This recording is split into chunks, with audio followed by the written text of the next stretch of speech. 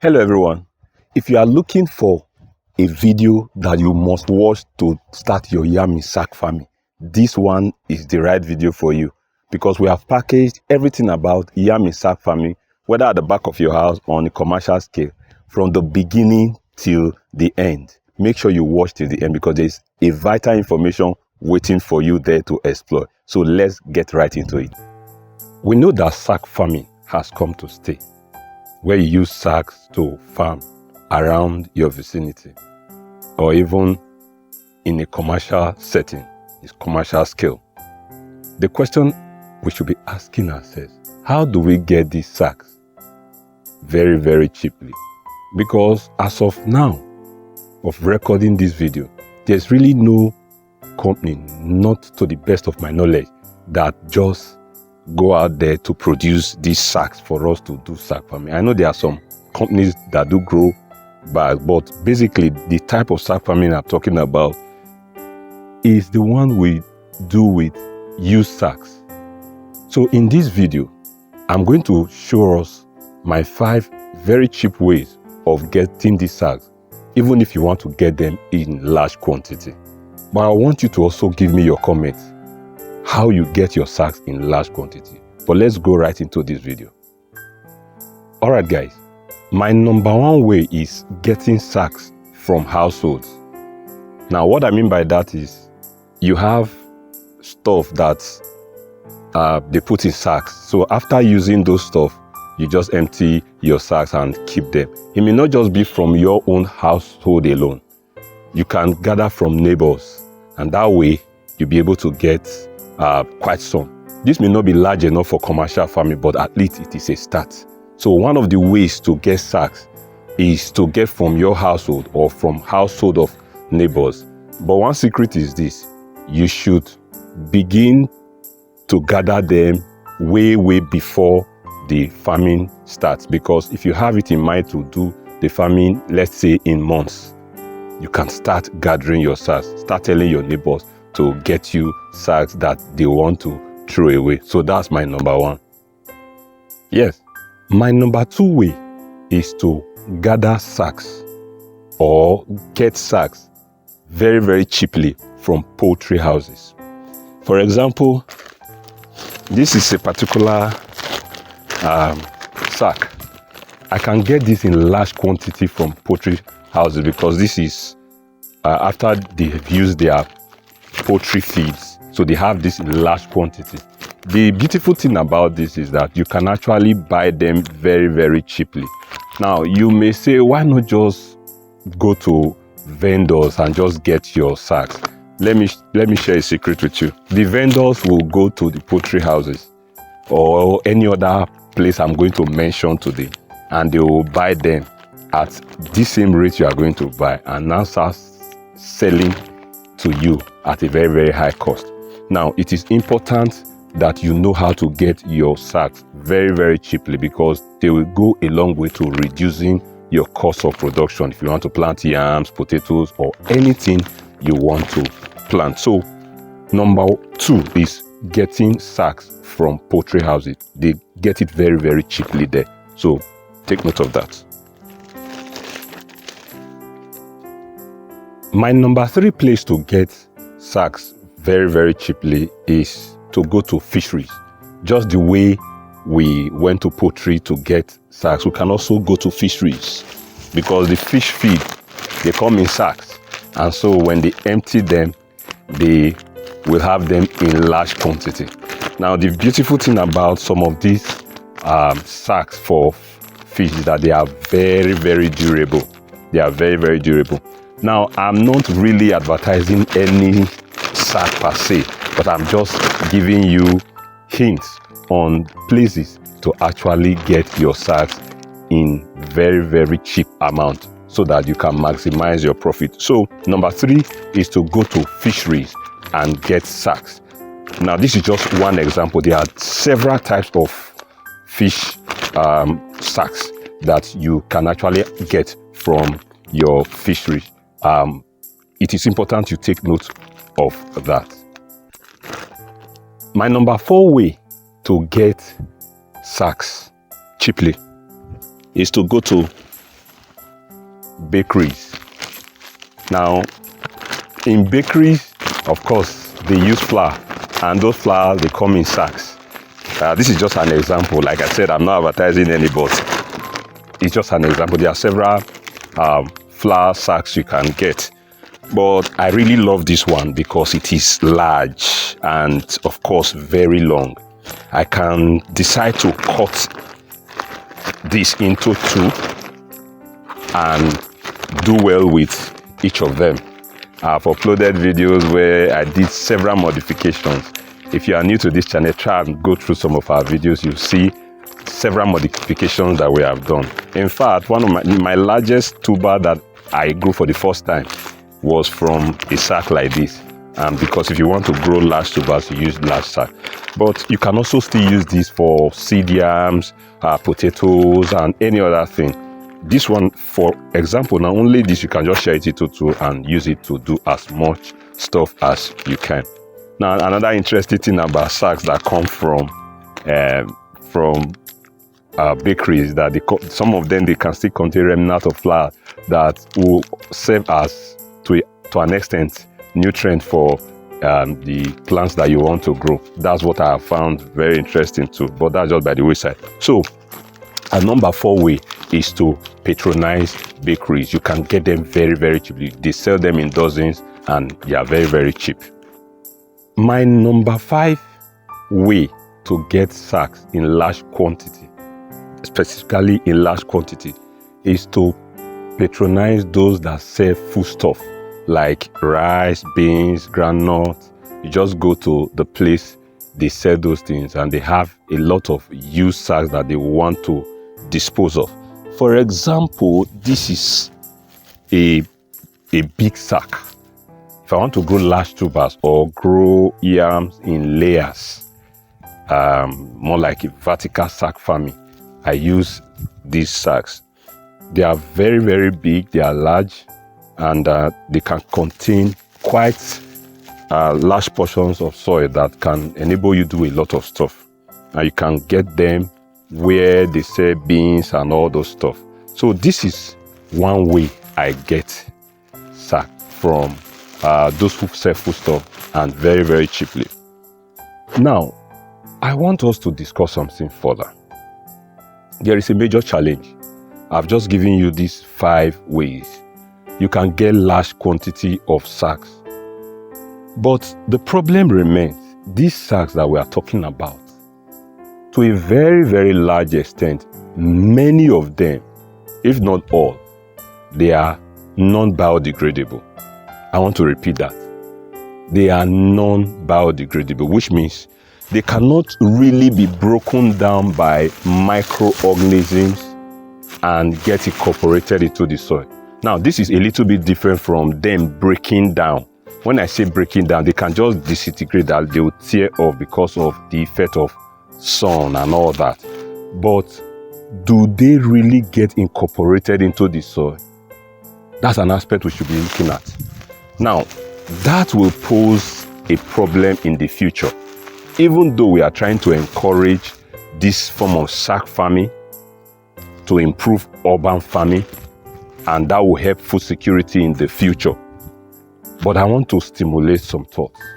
Can we not make these sacks biodegradable? Or can we not start making biodegradable sacks? For example, you want to grow 50,000 yam tubers, or you want to use 50,000 sacks, 100,000 sacks. You want to feed large communities. You will use these sacks, they are non-biodegradable. Will they not pose environmental problems? That is a research problem that we need to deal with. In the future, we need to solve that problem. I have proposed that we should start thinking about making organic sacks like this, specifically made for sack farming. We have abundance of resources that we can use to do that. Banana trunk, fibers from banana trunks, jute, and all that can be used. Let that become a focus. You that is watching this video, you can help in that direction. As of now, we are still stuck with these used bags. They are non-biodegradable. what is going to be your contribution? Hello guys, there is a major challenge I want us to discuss today. For those who plant yams in sacks, whether at the commercial level or just behind your backyard, where do you normally get the soil you use? Or how do you get the soil that you use? Because for me, it's a big challenge sometimes, especially when I'm planting yams in sacks in large quantity. So for those that are even commercial yam in sacks in large quantity, you will understand better what I'm trying to say. So it's a major challenge. But let us look at my 5 top ways of getting soil that I load in my sack to plant yam. You may have more than that. I'm just a moderator, so I want us to really interact so that we can all learn in this video. So let's go right into it. My number 1 way of getting soil for my sack is to get soil from that very location that I'm going to arrange my sack. Hold on, I'm going to explain. You know, this is an experimental study I'm doing. That's a discussion for another day. But let me tell us how I got the soil for these sacks. I'm working on some experiments for some seed yams. Now, what I did, since I'm going to be planting on top of soil, on top of the ground where I have not, it's not cemented, it's not concrete. That's a very major advantage when you are planting on places that are not cemented, they are not concrete floors. What you do is to get the soil from the place and put them inside the sacks. Now, the major advantage for this is that when you are doing commercial yam in sack farming, you know you are going to plant acres, very large areas. It will be very challenging getting soil to fill all your sacks. So just carry your sack there, just remove the soil in that area and start filling your sack, start arranging your sack. Now there's one more thing I need to tell you about that. You know, irrigation is very key. This is an advantage for this method. Irrigation is very key for yams, water retention. One of the ways I do this is I'll try and hollow the place where I'm going to arrange my sack, make it a little bit deeper than the other parts of the soil so that water can pool in there. That's an advantage. I'll just put a clip on the video now so that you see what I'm talking about, just a short clip to make you understand better. You see, this place is a little bit depressed compared to the top area where I did not arrange sack. Do you understand? So if water comes in, it will pull in here and will sink down.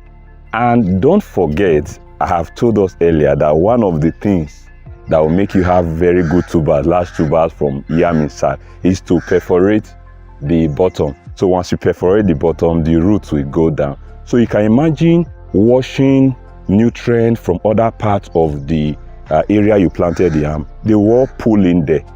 And of course, your yam will do very well. So number 1 way, get soil from the place you want to arrange the sack.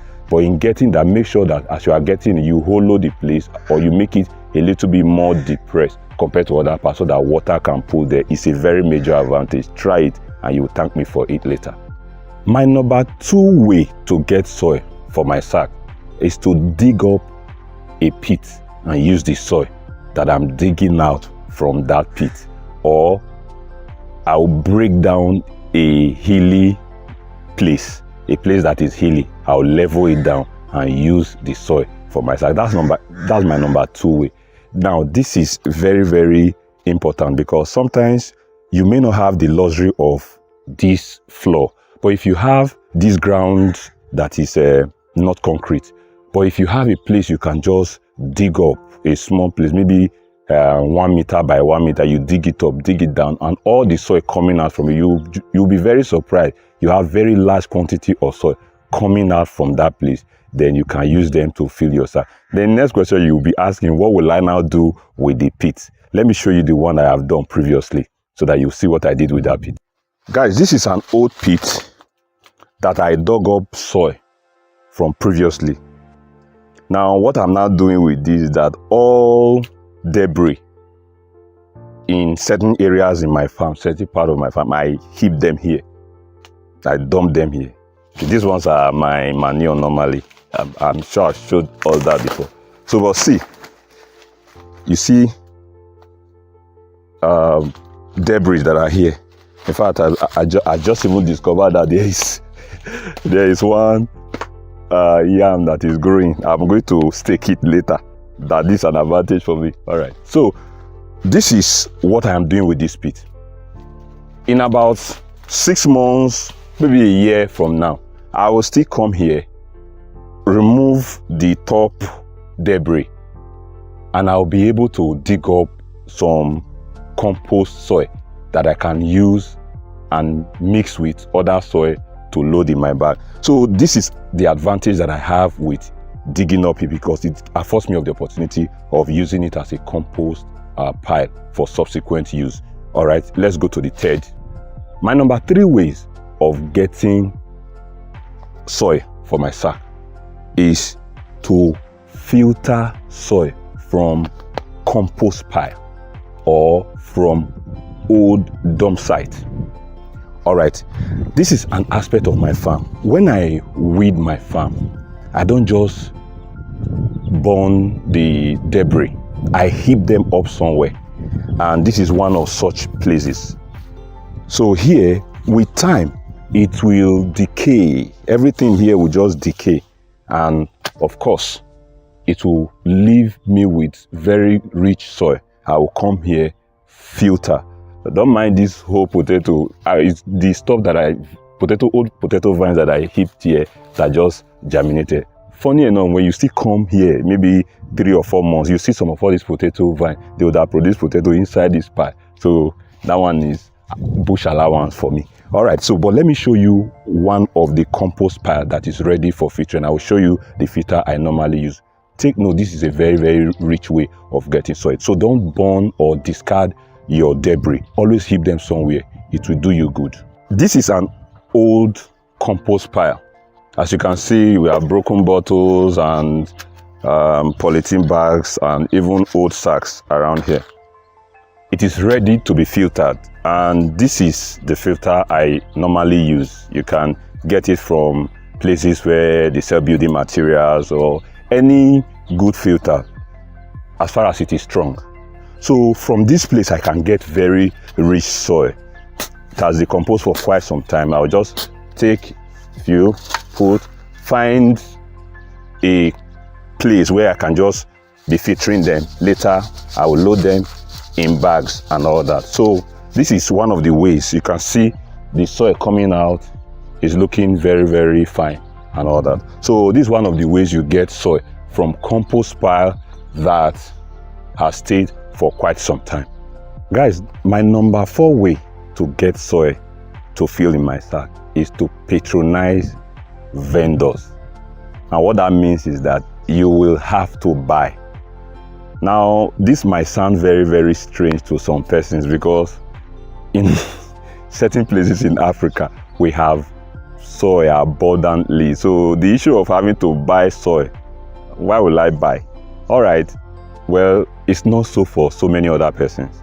There are some places they want to plant yams in sack, but this type of soil they have, stoning, and they cannot really make use of that, because yam will need soil that they can penetrate in to enlarge their tubers. So patronizing soil vendors is an area that we should now start looking at. We should now start exploring, especially for those of us in Africa. So you could even be a soil vendor selling topsoil or a good mixture for Yam-in-sacks. So that is an opportunity. It's a business opportunity I'm throwing out there. Anybody can key into it and use it. So one of the ways to get soil for your sack is to patronize soil vendors. I think there will be a group of people now currently that will be even working on things to make sure that soil that you put in the sack is unique, and so they will be selling them. That's an opportunity.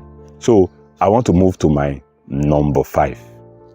Guys, my number 5 way of getting soil for your sack is to reuse the soil that you have used previously. to plant yam in sacks. Now, these are some of my sacks. Some of them, they have even disintegrated. Actually, this one I've done the milking. So you can see that I have soil here. Sometimes you can have large amount of sacks that you have used to plant yams the previous year. You've harvested. So what's going to happen to that soil? Are you going to go and look for another soil and start filling that? You can reuse that same soil for your next season planting. Now, there are a lot of things to do to that soil before you actually reload them in your sack. It is called recharging. So that is a discussion for another day. But just know that you can reuse the same soil that you have used to plant previously in another season.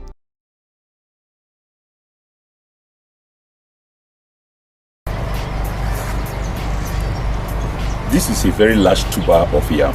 It weighs about 5 kg. Many people don't believe that it is possible to harvest very large tubers of yam from the sack or bags. Well, I'm sorry to disappoint you, because not only is it possible to harvest large tubers like this or even more from sacks, but it is also reproducible. It will interest you to know that I have even harvested a tuber of yam that weighs over 7 kg. I want you to know that it is very, very possible, and these are my 10 top secrets that I've used and have worked so well for me. Why not sit back as we go on this journey together? Number 1, choose an average size or large size bag that you are going to use, because you need to harvest yams that are large size. So you also need to get bags that are large size. I'll just give you some few examples. Now, these are some of the bags. I like to use this golden penny bag because it is very, very long and also very big. It can contain a lot of soil. Another very good one is this bag for beans. This beans bag is about 100 kg bag. So if you need to grow large size tubers, you need to actually use large bags. And one thing you must understand, that the bag should be breathable, which means they should allow air to flow all around. Like this bag is a breathable bag. Even if they are not breathable, what you do is to try as much as possible to perforate. You can perforate the sides. I'll show us more how we can do the perforations. My number 2 secret is to perforate my bag that I'm going to use. Now, when I say perforate, I mean to perforate the bottom of the bag that you are going to use to grow the yam. This might be surprising to a lot of people. Now, let me just tell you some secrets involved in the growth of yam. Yams will always grow downwards in length, and it will increase sideways in size. But I want you to understand that the secret of getting very large tuber is to create an avenue for the yam to grow beyond the bag. For example, this is my bag that I'm going to use. I have perforated the end such that when I put it in the place where I want the bag to stay, and I load it, and I load my soil in, once the yam gets to the end, there will be no barrier.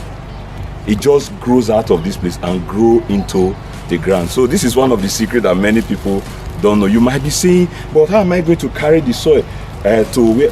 Just take the bag to where you want it to be, load your soil and let it be there. Because usually when you have already loaded your bag, there is no need to be moving it anywhere. That's one. You perforate the end. The way I do my perforation, I could perforate the middle third or half of the bag so that I'll leave the other side without perforating. So I'm not just going to loosen the whole bottom of the bag. That is one. This one will enable your yam to grow out. Another thing you should do is that around the base of your bag, you try as much as, this is a breathable bag, I don't necessarily need that. If you don't have a breathable bag or bags that they are not easily perforated, you just perforate this last part of the bag. You perforate them such that you can have holes all around. The reason for that is the roots of the yam, they are coming down there, and because they are coming down there, they need to have an opportunity to exit the bag and enter the soil that is beneath them. We are going to talk about the soil beneath them later. So that is why it is important you perforate your bags and at the base part. It is also important to perforate the sides of the bag. The reason is because there is a concept called air pruning.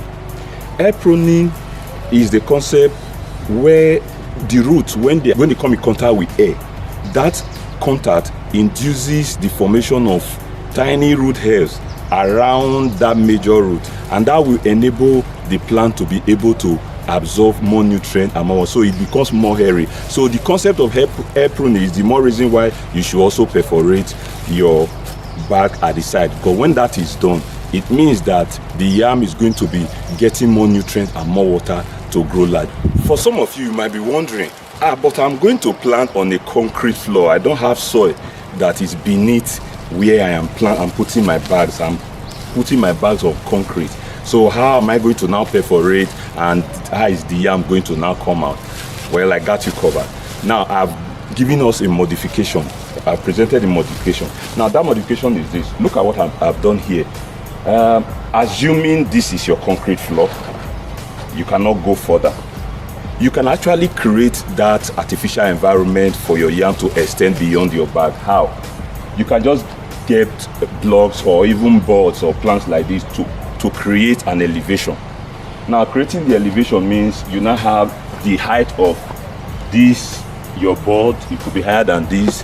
You can even use stuff like old tanks that you have cut like this. You can even use old bathtubs, whichever one that is available to you.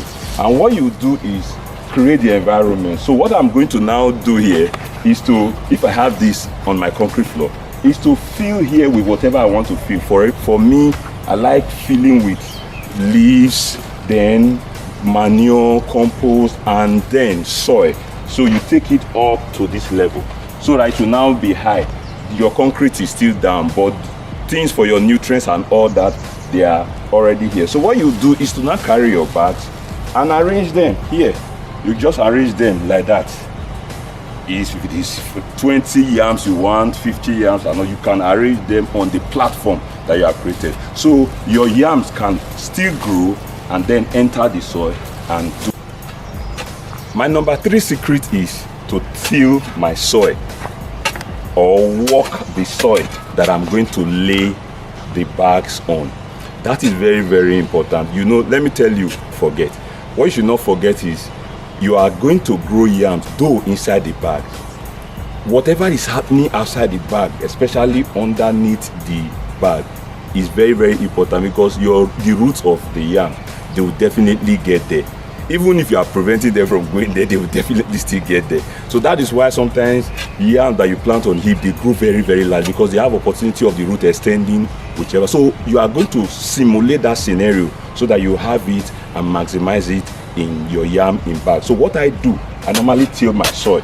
I work them very well to be very soft, not hard, such that when I now lay my bags and water comes in there and all that, it can be softened for the yam that is going to grow outside the bag to extend in. You must work your soil. And apart from working your soil, there are some other things you will do. Feed that soil. You should feed the soil underneath the bag. How do I feed the soil, you might ask? You can get poultry droppings, pig droppings, cow dung, and use them to just work the soil in. Then you can get banana leaves, all forms of leaves, compost. Arrange them underneath, because they will form a basis and reservoir for nutrient before you now lay. I use quite a lot of stuff. This one is this is just poultry dropping, something like this. I will just do something like this around the area where I'm going to put my bags. I'll just walk them. So you can see that the secret of growing large tubers begin from even before you plant the yam. So I work all these. You can see they are very soft now, so I arrange them well so that I can sit my bag. Even if you are doing it on concrete floor, remember what I've told you earlier on.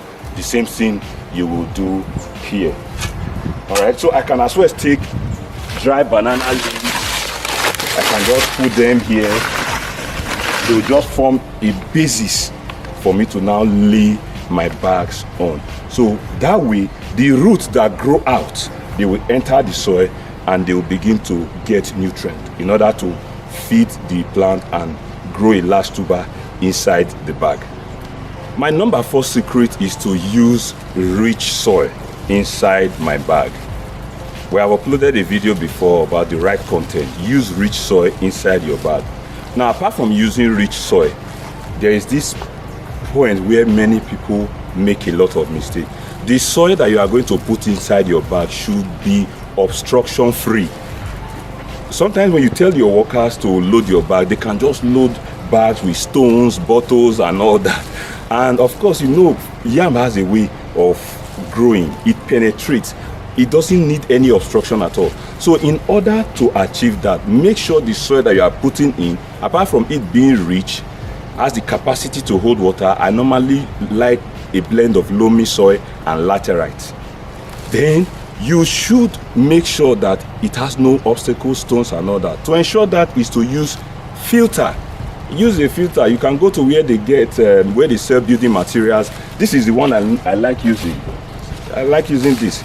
So this is a filter that the builders used to sieve. You know, it's just like a sieve. You just put it, sieve, and all the good soil that are fine, they will just go out, separate them. You remove the stones. You must ensure that, because what you put into your bag is what you are going to achieve at the end. It's like garbage in, garbage out. So your soil should be fertile.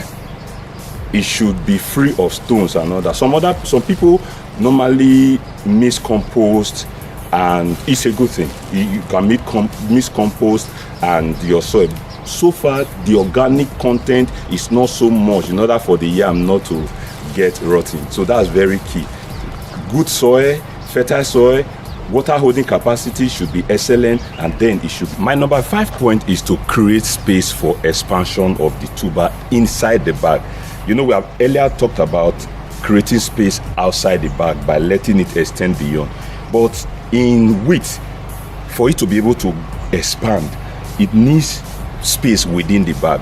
You know, when you fill your bag with soil, the rate of expansion, and because of the perimeter limitation of the bag, it does not allow for such kind of expansion, unlike what you have in the hip. So once there's an expansion, there's room to expand. But that expansion, you must simulate it inside the bag. And there are 3 ways I do that. Number 1, what I do is to fill a portion with soil and another portion with organic materials that have the ability to compress and expand.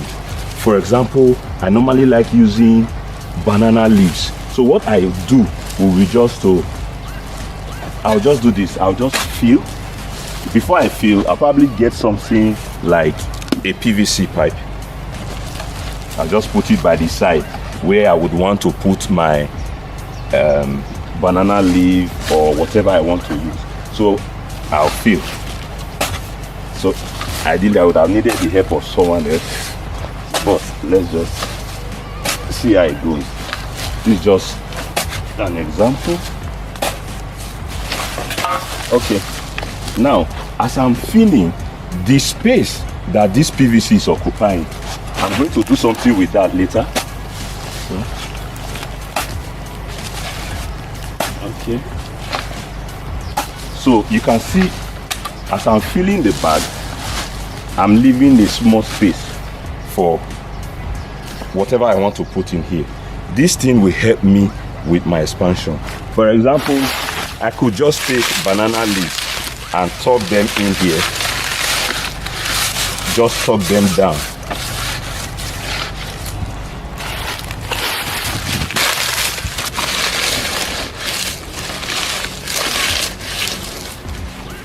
So I'll just use this pipe to load down my leaf, to load them down.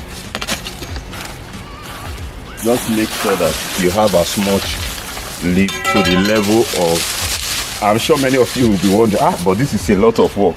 But you see, the outcome is very, very reproducible and it's worth it. So I've done that now. What I will just do is to try as much as possible So I'll remove my PVC. Removing my PVC, the leaves automatically fill the space. So you can now see that these leaves now, they have gone all the way from the bottom through to this place. With time, this leaf is going to decay and is going to shrink. Of course, it creates a space for expansion. This is number one way I do this. Instead of using leaves, I can use the same procedure where, of course, just imagine that I used the PVC just now, the way it was. We're still going to use the same bag as an illustration. I'll just use something else. Instead of using banana leaf, I can use peat. This peat is obtained from dead log of palm tree. Now the good thing about this is that it can absorb a lot of water and it can be compressed. So I'll just load them in here, just assume that this same PVC was like the other one we did just now. It's coming from the bag. I'll just do exactly what I did with the leaf. I'll do it here too. Now this is one way you do this. You can as well just, before you fill the bag, you can use a board to partition. Fill a small portion bag with the peat or the leaves you want to, then the larger portion with your soil. Now the reason for all this we have just done is that with time, all these organic materials, they can compress, they can shrink, and that way you find the yam being able to expand. The yam can push them. If it were to be soil that was there to be a little bit hard, the bag will be wanting to give way. But because this thing has ability to shrink and it has air spaces in there, the soil has room to expand and the yam has room to expand. This is what has been working for me. This third method of expanding or creating space within your bag will interest you. Now, not many persons know this. I have uploaded a video before now where there was a trunk of a bag that I have yam planted, and a lot of persons were asking questions and they were amazed. I want to explain what that means today. This is log. It's a dead trunk of banana. It's not a sucker, it's just a trunk. Now I've cut a size, the one with a sizable diameter. Now rather than use PVC, which is artificial, I can also use this, which is organic, purely organic. Now what this is going to do for me is going to help me create space, number one. Two, it will help me with irrigation. And three, it will serve as an organic manure. You see, this trunk has potential to absorb water, and it has a lot of water. Especially this core, it has a middle core. I've taken the liberty of removing part of the core. This is what it looks like, but I'm going to tell you the advantage of this later. So what I do with this, I'll just put it the same way I put my PVC inside my bag. But the difference is that this one will not be removed. So I'm going to load my bag with soil, and this one will remain in here. Now the advantage of that is that with time, it is going to decay and shrink. It is going to decay and shrink. But even before that time, this core decays faster. Once it decays, here becomes a hollow, a connection between the top and that's why I can decide to be irrigating, especially during dry season. This is why I like to use banana trunk, to create space, to irrigate, and as an organic source of manure. Let me show you the one I've done before so that you understand. So guys, these are some of the old bags I have done with that stuff, with the sucker. This is the one I did before. You see that if you look around, this one I can even practically remove it. See, now manure and all that. So but look at the space it has created. I didn't plant yam in here now because I wanted to plant yam, but I didn't have the time. So if there was yam here, this would have been a way for it to expand, because there is a hollow here. I can decide to remove this, load in compost or manure and all that. I can be pouring in water here. So you can see that it creates room for expansion. The same thing with this, because they definitely will shrink. This one I can there's yam in here now. I can practically remove this, you see. And if you look down, there'll be the roots, they'll just be all around there. So you can just look at this. I can practically remove this one. See some of the roots now. They will go in, and this will serve as a water holding stuff for them. Another interesting thing about this, using these suckers that I like, you know, when we are applying fertilizer for yams in bags, it is usually very challenging. So what I normally do is this: I can just put my fertilizer, no matter the amount, I can just put a handful and put in here. It will not destroy the crop because there's a barrier between the manure, the fertilizer, and the root of the crop. The root of the crop will take time to even get there and take whatever it wants to take. So you can see that this helps me to create space. It's an organic manure. It can help as a barrier against artificial fertilizer and a whole lot of stuff. It can help me hold water during dry season for irrigation. So this is the more reason why I use dead banana trunk. So my number 6 secret is to plant healthy seed yam. It's garbage in, garbage out. If you plant a bad seed, you will get bad harvest. But if you plant a good seed, you are going to get good harvest. What I normally like doing is to plant seeds that averages between 250 to 300 grams, or between maximum 350 grams in weight. And it should have broken dormancy. What that means is that you should see sprout. Dormancy period is the period between harvesting the yam and when it starts sprouting. Once it starts sprouting, it means it has broken dormancy. This is a particular type of seed yam, and this is another type of seed yam. We've already demonstrated how we get this. This is usually at no cost. So planting healthy seed yam is very, very key, and the weight should be enough and heavy enough, because this seed yam will assist the growth for the first 3 months, and so it will be depending on this for the first 3 months basically before it now start forming tuber. It will depend on, so the better this one is, the greater you have it. My number 7 point is the irrigation of your yams in bag. This is very vital. I want to emphasize here that yam in bag, they already have a disadvantage when it comes to getting water, and yam needs lots and lots of water to grow. As far as your bag is perforated, is breathable, is well drained, you need to irrigate even during the wet season. Now, a lot of persons feel because it is now raining, there is no need for me to irrigate. There might be need, and that is why it is good for you to constantly check.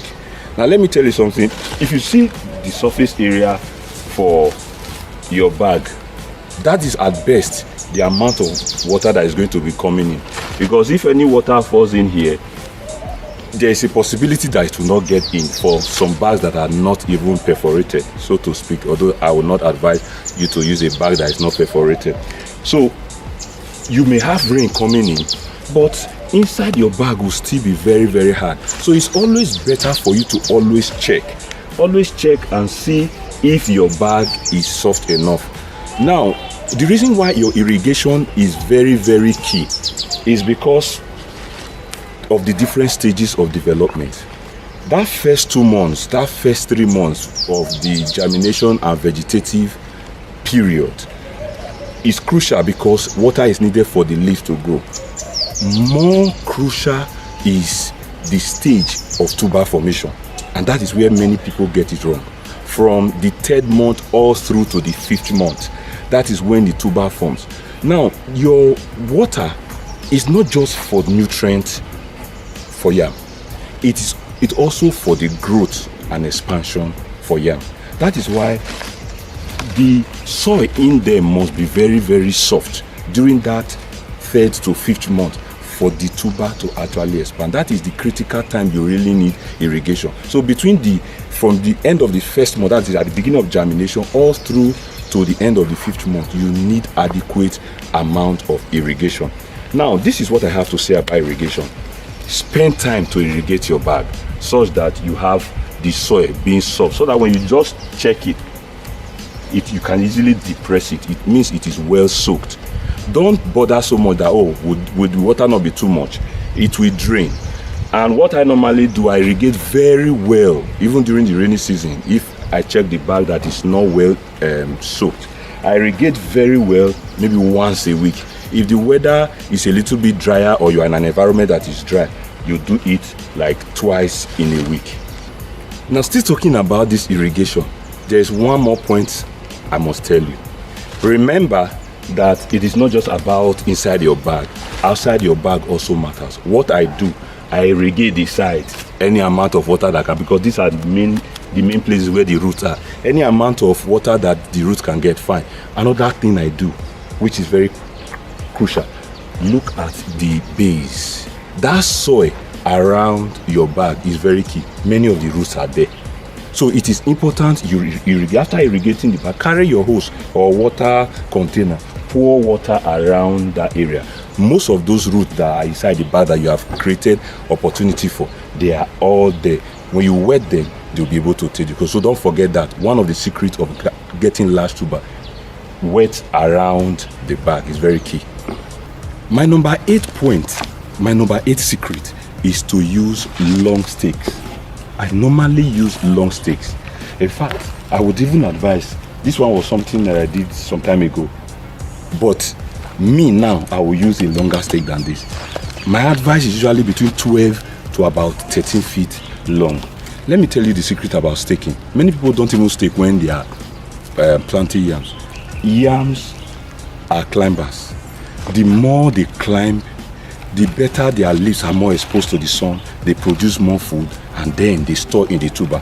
So if you have small stick, the leaves will not be high enough to get enough sunlight. So it is important you stake with long bamboos, long sticks, so that you can maximize it. So one of the major secrets I have been using to get large tubers, it is long staking. Once you stake well, you can never get it wrong. So this is what I want you to be doing henceforth. There are ways to even reuse bamboos and elongate bamboos. I will show us in subsequent videos. So long staking is key to developing extra large tubers of yam. My number 9 point is application of fertilizers. Yes, we probably know that we need to apply fertilizers mainly in aliquots. Give them little by little because they are in bags and because of the way the roots are. But I've showed us earlier one of the ways I apply fertilizer.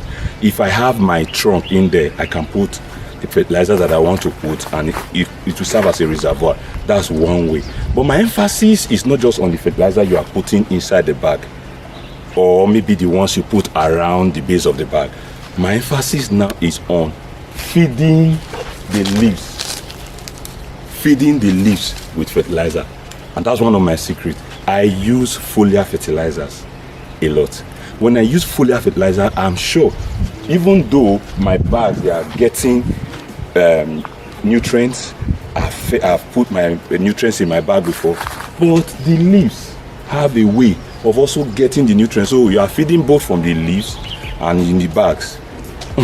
Why won't you get large tubers?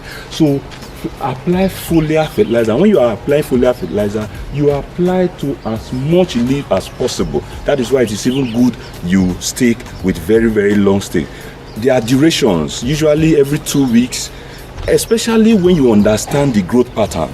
You know, the beginning of leaf formation, that foliar stage between the second all through to the 3rd month, you spray your fertilizers very well.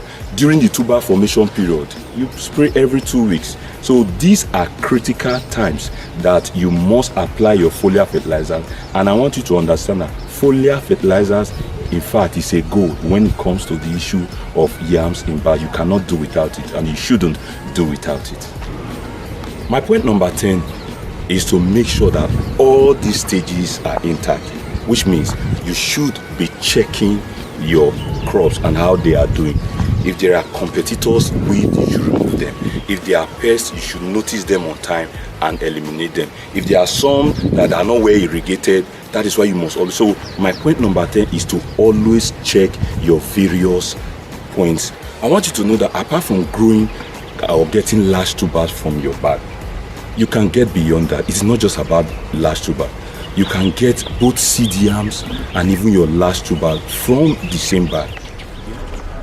Yam in bags is been trending, and so many persons don't really know how to fill their bags, because it's actually what you put in the bag that will determine your yield, and your bag needs to stay a couple of months. So a lot of things will have to be put into consideration: the type of bag you are going to use, and the type of soil, and what you feed your soil with. Now we'll look at the soil. The soil you put inside your bag matters.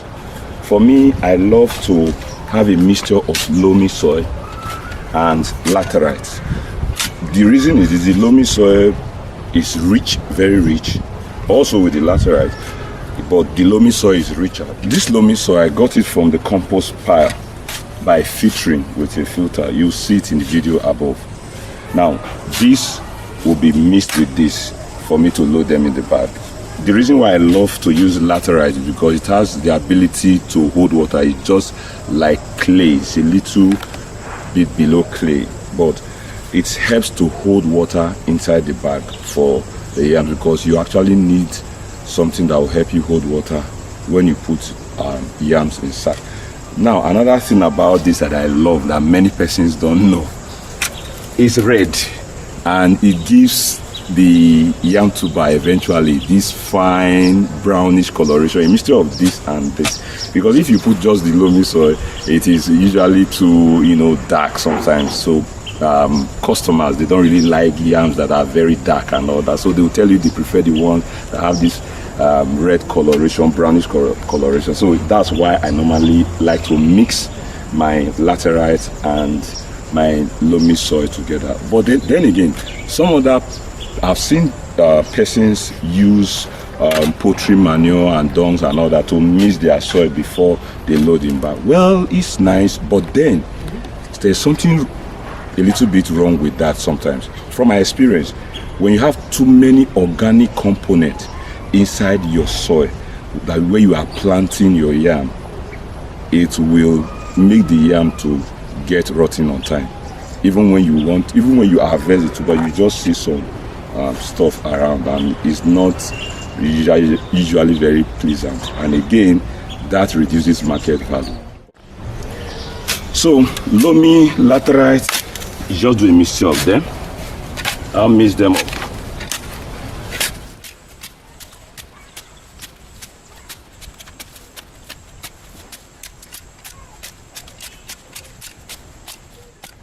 Now that we have mixed the soil, it's time to load our bag. For me, I love to use biochar. Biochar is charcoal impregnated with organic compounds, like organic components like manure, as in poultry manure, pig manure, and all that. Now, the reason is very simple. You are going to have to put yam inside the bag. Obviously, you are going to be confining the roots. So what will be available to the roots will be inside the bag. So one of the ways I like to feed my bag is to use biochar. I'll just put biochar at the base before putting my soil. I don't want to add too many organic components to my soil so that they will not distort the market value of my tuber. So let's also put that into consideration. That is the major reason why I do it. Instead of me having to use poultry dropping to mix my soil, like I earlier said, I'll prefer to do it using biochar. So the biochar will just be under. My roots will eventually go down there and get what they want. Alright? In our subsequent video, we are going to demonstrate how biochar is made. We have very cheap way of making this biochar, getting the components to make that. For you to even see how nice, how conducive this biochar is, there's even earthworm in it, so that goes to show that it's very, very organic. So I put a little quantity of my biochar, maybe 2 levels of shovel per bag. So I will not fill it too much because I need that height for my yam tuber to actually grow. So I'll do this, then I'll load my bag.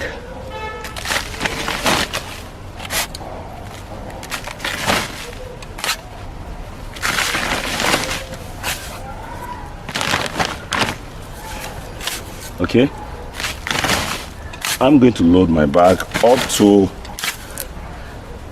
probably half. The reason is obvious. It's very heavy. You know, it's very, very heavy. I will not fill it to the brim yet. I'm going to take it to the final destination where it's going to be before I finally fill it. So I'm going to have to put it inside my wheelbarrow and take it to where I want to finally arrange them, because now I can easily just carry. If it is full, it will be very difficult because you still have to consider having to. You can do this yourself. You can give it out to your staff to do it if you just teach them what to do. But I'm teaching us the component and how it should be so that we can know what to teach to our staff.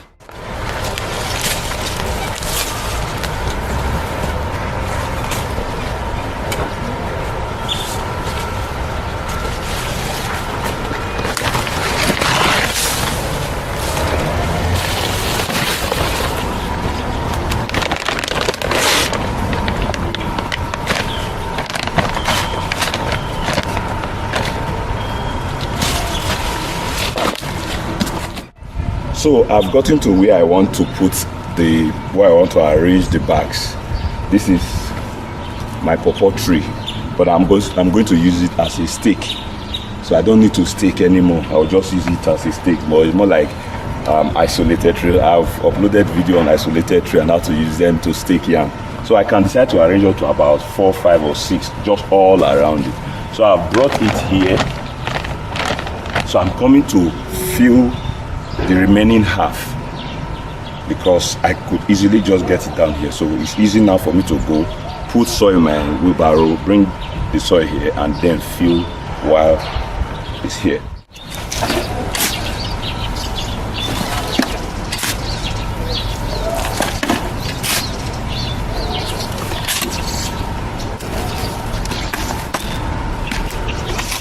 So the next stage is to fill my bag. I've already brought soil.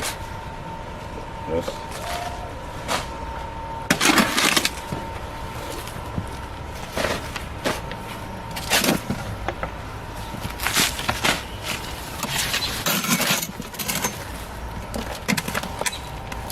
Okay. Please note, as we are filling, we are not filling to the brim. We are not filling to the brim. We just try as much as possible to fill about 2 inches short of the brim. The reason is simple. This is the only surface area that can allow water collection as it is raining during the rainy season. So you need to actually leave some so that water can collect before draining down. So this is how you fill your bag. Okay.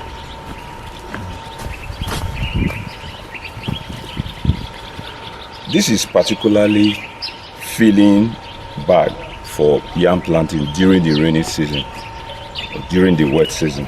So you just leave, like I've said, leave it about 2 inches short so that water can collect. Another thing you do, this bag is waterproof. You have to perforate.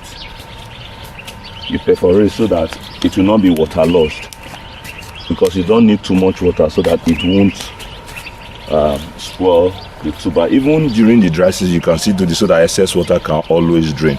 But there is something I also want to bring to our notice that we can do to increase yield. You can actually still perforate the lower portion, not just the side, the lower portion of the bag. The reason is this: some of the roots can get their way down into the soil and continue to sap nutrients, especially when you are planting directly on the soil. So that will also help to increase your yield, because the roots will all come up, and we are going to show us how the root behave in our subsequent videos. So what I'm going to do now is to plant this, but I'm going to show you something unique about planting this. It's not just about putting it inside the sack. I know you've seen a lot of yam planting in sack and all that. I have some experience I want to share with you concerning planting. I've documented planting in heap, best methods and all that. You can check some of our video, but this one is something from my own experience I would like to share with you. Even if you already know how to plant yam in bags, you definitely get something from this. Now, before I go, I'm going to have to treat these seeds because I don't know if there are some organisms in there that probably might hinder it. So I will just soak them in some chemicals, antifungal insecticides that will enable you to actually get the best. So what I would do first is to just cut off. I'll cut off the bottom. I can even just mark it such that from here it can start getting rotten or time, because this particular tuber will assist the sprout for just about 2 months, after which it will decay fully and the new tuber will start to form. So this is what I normally do. So I'll just put inside my mixture of chemical. I've treated this now for some minutes, about 10 to 15 minutes, and it's all well and good. Let's take them out of the chemical. So with this, I'm sure that if there is anything that is supposed to disrupt the growth or even infect the tuber that is going to be formed, should have been sorted out. You could just leave to probably dry a little, but you can as well just plant. Doesn't really matter. Now there's something I want to bring to our notice. This particular tuber has like 2 sprouts.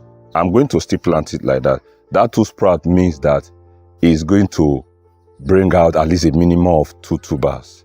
I'm not worried because the bags that I use, they are large enough to accommodate even 3 to 4 tubers when it's being produced. So I'll just put them ready for planting. Now, if you have more than 2 sprouts, it's advisable you trim off the extra so that you can have sizable tubers at the end of it all right? Now, here is where I want to really demonstrate the skill to plant the yams inside the bags. Now, you see this tuber you are seeing here. While it was in the barn, it already had an orientation. The sprout is already going up this way, while the tuber is horizontally placed, because this was how we put it in the barn. And you're also going to follow the same pattern when you are planting. There are several patterns. Some people, they plant with the yam standing or slanting and the sprout going this way. I don't advise that, because from my own personal experience, I've discovered that the horizontal method of planting, and of course when you tilt it a little, the tail a little bit upward so that the head is buried down, is far better, whether in the heap or in the bag. Now, even though the reason for planting horizontal or this way is different from when you are planting in the heap, is going to achieve the same purpose.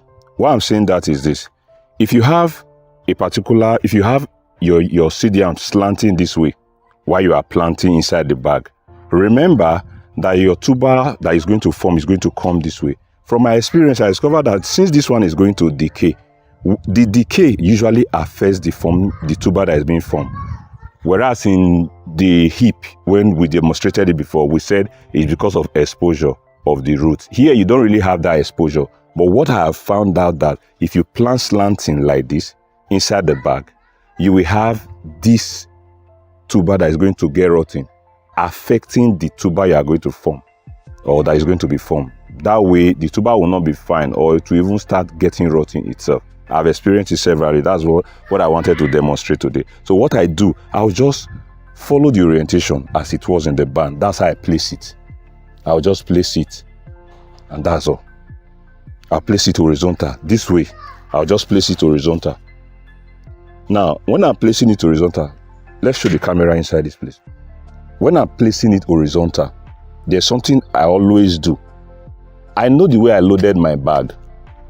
And most times when I'm loading my bag, I always open the bottom, such that if the tuber that is going to be formed is going to go beyond the bag, there will be space to enter the ground. So that's where my sprouts will face, where I have opened. I opened half of this bag, and the half I opened is this way. So I'm going to put the head such that it will just be facing that way, such that if it's going to extend out of the bag, which is an advantage for me, it will have the opportunity. So is this horizontal placement I will just do. This is how I plant my yam. And that is simple. If I'm planting it like this, what I'm now going to do is to carry sand or soil and cover. Once I've covered that and I mulch, that is the end. That's exactly what I'm going to do. Remember, see where your sprout is coming from is going upward. So you follow that direction. That is exactly what I do. The same thing with this one. If you check, the same thing with this. Where I open the bag is this way, and I'm just going to place like this. Now, there is a space in front of the sprout such that if the tuber is going to be formed, there's a lot of room for it to be formed. It's the same horizontal method. Or you can also do this way, such that you do this. The tail will teeth out a little, while the head will be well buried. Either way, it has taken this tuber away from the vicinity or the surrounding of the tuber that is going to be formed, such that the rot of this tuber, that this seed yam tuber, does not disturb the main tuber. I want us to take note of that. That's what I want us to really, really get. Because from my experience, because the bag is confined, if you do it this way, let the camera face it. If you do it this way, some people they'll do this, they'll dig and now plant slanting. You don't even know where your tuber is going to go to sometimes. But this tuber that is here, this seed yam tuber, is on the way. Anyhow you place it, is on the way of the tuber that will be formed. The rot can disturb that one. So get it out of the way by just planting it horizontally. Or you place it so that the head will go down and the tail will tilt up.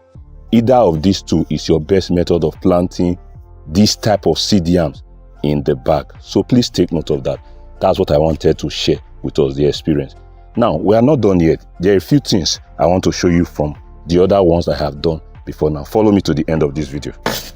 So I'm going to be covering with soil now, extra soil. The next thing I'm going to do is to mulch. So this is my mulching material. I don't have a problem with this type of mulch because if the vine is going to grow out, it's very easy, it's spacious. But the good thing it also enables me to do is that when I'm wetting, water will be evenly distributed in the bag. So guys, we have finished planting and we have finished mulching. The next will be to water, because everywhere is dry inside. You need to activate the growth, and this is what we should be doing every evening or early in the morning, because we are still in the dry season. Or you do it once in 2 days.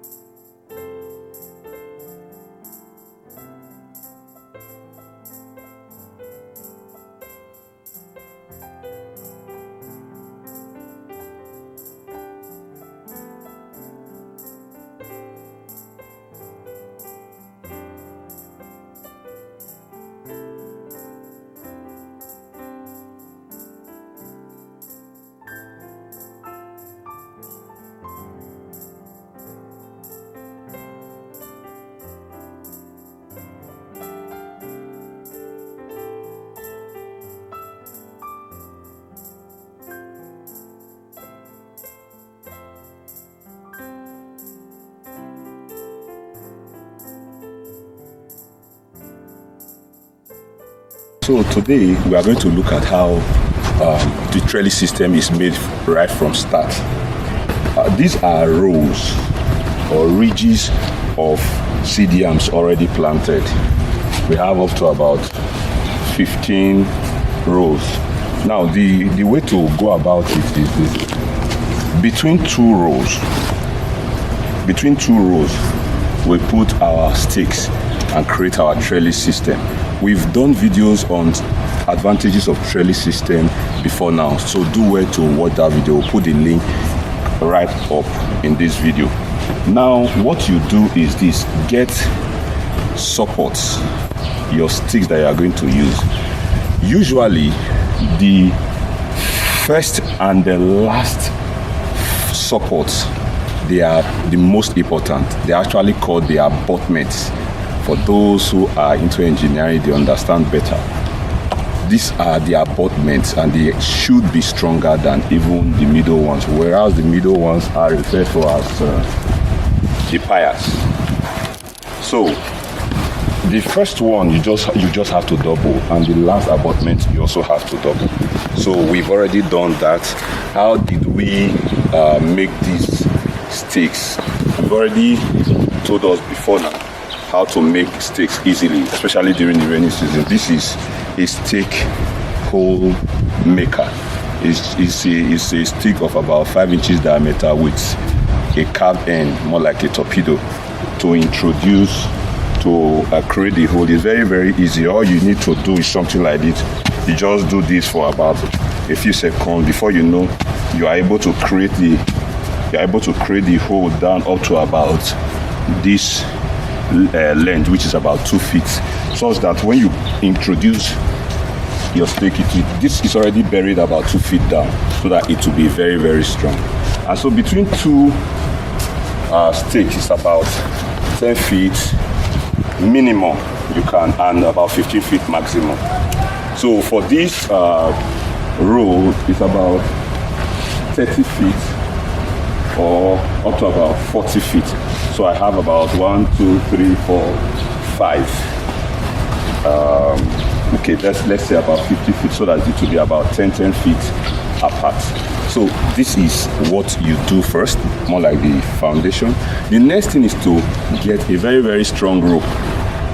Now for me, I normally like using wires. This wire, why I prefer it is this: I can buy a very large quantity. This is popularly known as the binding wire. So I can use this for years. I've been using this for the past 2-3 years. So I recycle it every season. Once I finish one season, I remove it and keep it. You can use this.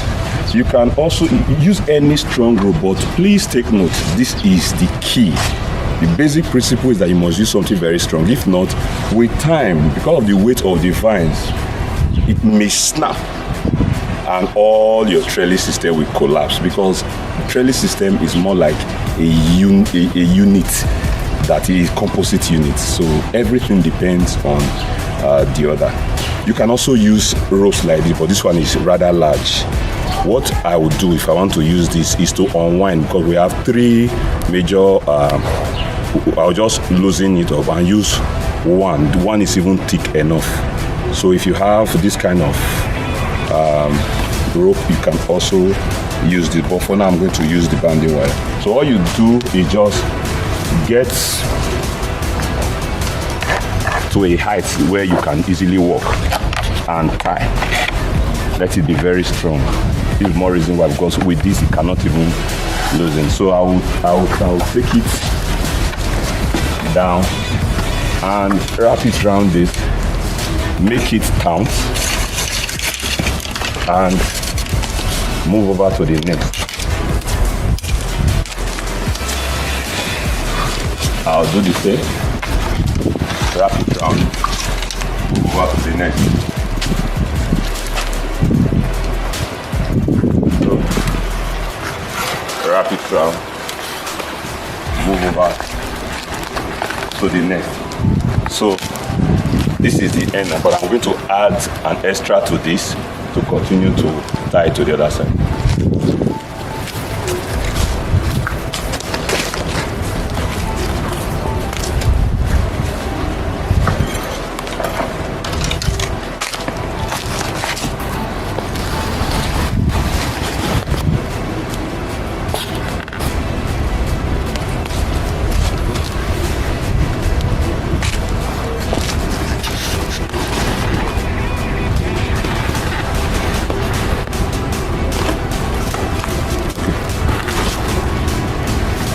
So I've added to this one. I'll now take it to the last abutment and now make sure it is tight. The advantage I also have with using bamboo, I have something to anchor so that the weight will not go so down beyond that. So this is what I've done. You will just tie, and that is just it. So my trellis structure is complete. All I need to do now is to just, whenever a vine comes out, I've already planted all these. There are some that are growing. I'll use that to demonstrate how to tie the vine to the trellis system. So all you just need to do is to use rope to connect the vines to this trellis. All the seedlings here will be connected to the rope this way, and all the seedlings here will be connected to the rope, such that you now have a form of canopy. So this order between this second and third ridge will be a passageway. So this third and fourth will form one trellis system. There will be a passageway. Then this fourth, this fifth and sixth will make, so is 2 rows to one set of trellis structure. 2 rows to one, so that you can always have a space to go through, so that you can go through your farm. So this is this major structure of a trellis system. So let's now go to connecting the vines to the trellis system. So we see. All right, we want to demonstrate connecting the vines of yams that are in bags to the trellis. It's very simple, but it's just slightly a modification. For example, these are already connected vines that were connected long ago. You just tie the rope. Rather than anchor it on the vine, you just tie the rope to the edge of the bag, and from there take it to the trellis and use the vine to follow it and it will get there. So, but this is one vine that is just coming out. Let me now demonstrate it. So what I'll just do, this is the edge of the bag. I'll just put a hole. Instead of anchoring it this way now for like the one we did in the seedlings, there will be no need for that, since I already have another anchor. So I'll just leave the vine. I don't need to bother the vine. So I'll just take this. Alright, I already put the hole here.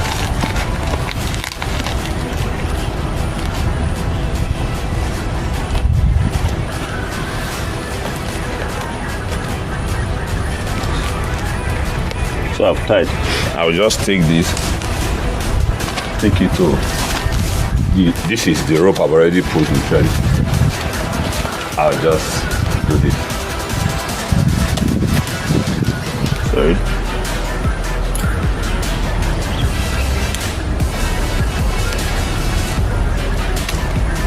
Okay, so I'll just tie.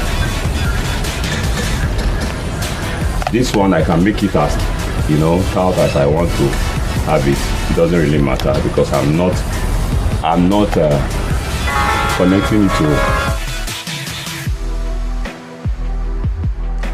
So this is what I'll just do. This vine, eventually, once it grows, it's going to follow. I'll just take it in an it's not long enough now, but it will definitely locate this rope and follow it to the trellis.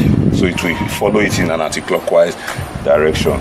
If it's long enough, you take it in an anti-clockwise direction, as we have demonstrated in our earlier videos. So it's as simple as this, guys. This is how to connect vines from yamming bag to the trellis. Today I want to show us something that we observed. This is the trellis system of staking yams in bags. Basically, other videos I've uploaded regarding trellis system of staking yams. But today I want to show us one of the pitfalls. This is one of the supports, but as you can see, it's broken, and this itself can make the whole of the trellis, because it's a unit that carries every vine. It can make it collapse. Luckily for me, it is just one of the support and not the major one. So it is advisable to use very strong wood, and again you double it if you have it, so that you will not have this kind of problem. So I'm going to have to redig the hole and put it in and then double. I'll show you one of the ones that I did by doubling this thing so that it can carry the weight of the vine. This can be very disastrous, but luckily for me, it's not so bad for now. I will correct it. Let me show you the ones I did. So this is the major abutment, that is the beginning of the trellis that carries most of the weight. You can see I have two strong bamboo, very thick ones, and I doubled it. That is the same thing I did for that. So this is the way to avoid this kind of pitfall. Double your bamboo, or you can look for a reinforcement to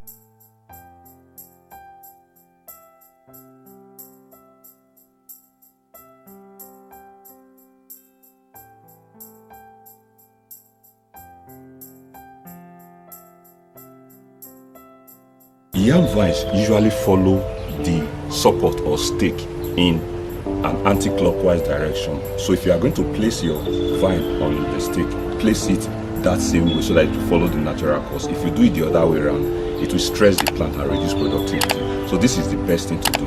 Take it round. Ensure you have a twine that you are going to use to tie the vine to the stake. So in about 24 hours from now, or even less, you will see that this vine will naturally follow the stake in that anti-clockwise direction. We'll show you that in 24 hours time. So this is 24 hours later. This is where we tied it 24 hours ago. 24 hours later now, look at the vine. It has already started taking the anti-clockwise position to follow the stake. We're going to be looking at an experiment. We are going to begin an experiment regarding application of fertilizers, artificial fertilizers for yams in sacks, for you to actually get good yield, whether as a commercial farmer, mainly as a commercial farmer though, or even a backyard farmer. You need to really feed your bag. A lot of people choose to use organic stuff. Beautiful, I do that too. Then also inorganic. But today we are specifically going to look at the use of fertilizers, NPK fertilizers, urea for yam in sack. How do you apply fertilizers? I have learned from people and I try to use that. Applying little by little quantities per time over a couple of weeks so that you will not burn the crop. For that, for me, it's been very, very cumbersome. But I want to carry out an experiment today. Use the required quantity per time to really see, will my crop really get damaged? If it will get damaged, eventually I will choose to continue the cumbersome way. But if it doesn't, it then means that we need to have a reorientation so that farming yam in sacks and applying fertilizers will be very, very easy for us. It promises to be an interesting one. I don't know what the outcome will be, so let's go into it all together. So guys, before we do the main application, I want us to go through something very, very vital. Now, this is urea fertilizer, purely nitrogen. This urea, so you see it is white. Then this is NPK fertilizer. NPK, it contains urea, phosphorus and potassium. So this is NPK. Basically, this is the 20-10-10. 15-15-15 is also there, but this is good for yam. Then 15-15-15 mainly. That's what is commonly used for yam.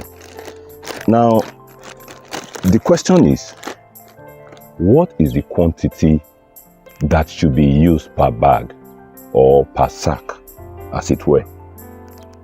In this particular video, we are going to assume that one sack is equivalent to one heap of yam if you are planting in heats.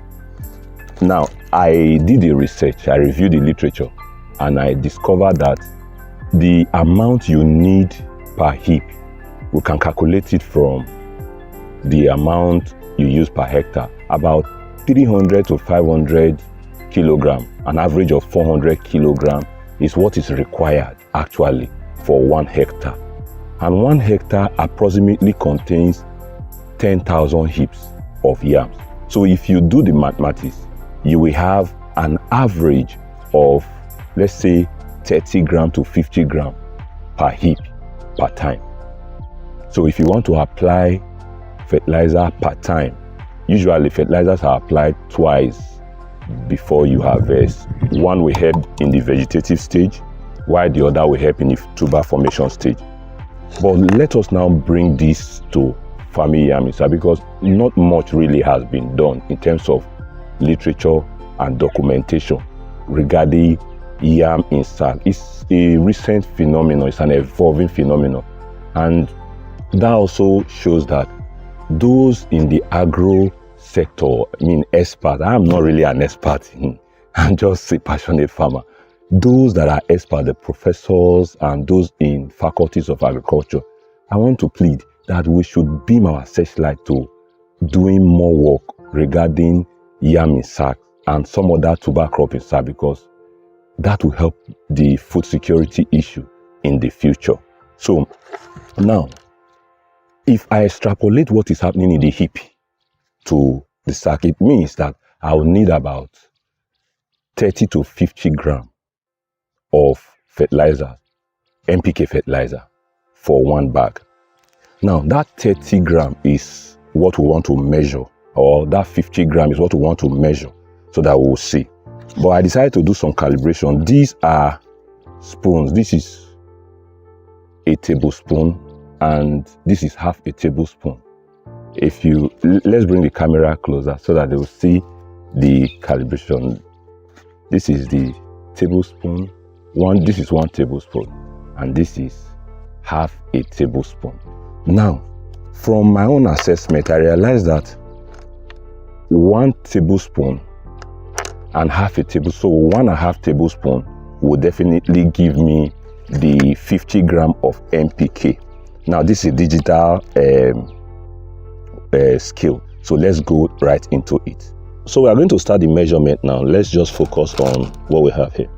Now, this is the NPK. This is my digital weighing scale. So it's in 0 now, but this is the container I want to use to assess the quantity, so that you see. All right. So of course I'll take it back to, I'll calibrate it. So I'll take it to 0. Anything I put in here now will be what will reflect here. So this is a tablespoon. Okay. So this is 1 tablespoon, and this is another half. So approximately, this is just like 51 gram, but I can approximate it to be 50 grams. So this is 50 gram now, meaning this is the quantity that you require per heap. Ideally, if we are going to use the calculation that we have done. So the thing is this, I have learned that instead of just pouring this in the sack, you can use this for a couple of weeks. That is every week for maybe like 4 weeks, because putting this whole thing inside the bag might cause the plant to die off. That was someone's experience, and I have been following that method of having to use some granules. Today is just experimental. So the experiment might end up supporting that hypothesis. But if it doesn't support it, then it means that it's a bit of a win-win situation for us. Why? Because instead of me coming every week to apply this, I can just pour this somewhere inside the sack. And if it doesn't kill the sack, the crop, it's a plus for me. But from my experience, I've realized that NPK doesn't really do much damage like that. But I think it is usually the urea. That's why I also have urea. I will also still try urea. This same quantity, I will also try with urea. And let's see, it's experimental. Whatever we see, we'll eventually take. It's a pilot study. We are hoping that people will take it up from here, as I'm trying to validate someone's else stuff. Somebody should actually work on what I'm doing today and try and see if it's really the correct thing. So we're going to move over to the application now, but before then, let us also do that of the urea. So guys, we are going to look at urea also. Let me give you a shocker. All right. Now, I want you to know that this same volume of NPK, we want to measure it here for urea. You see what is going to happen. So the same 1 teaspoon, okay, a few grains fell out. Let me just put them back so that I don't look as if I'm cheating urea. All right, so this is 1.5. 1 teaspoon weighed 34 kg for NPK, but it's weighing 20 kg. 20 grams. Now you see that for urea is weighing approximately 30 grams. This to 31 grams. Let's just round it up to 30 grams.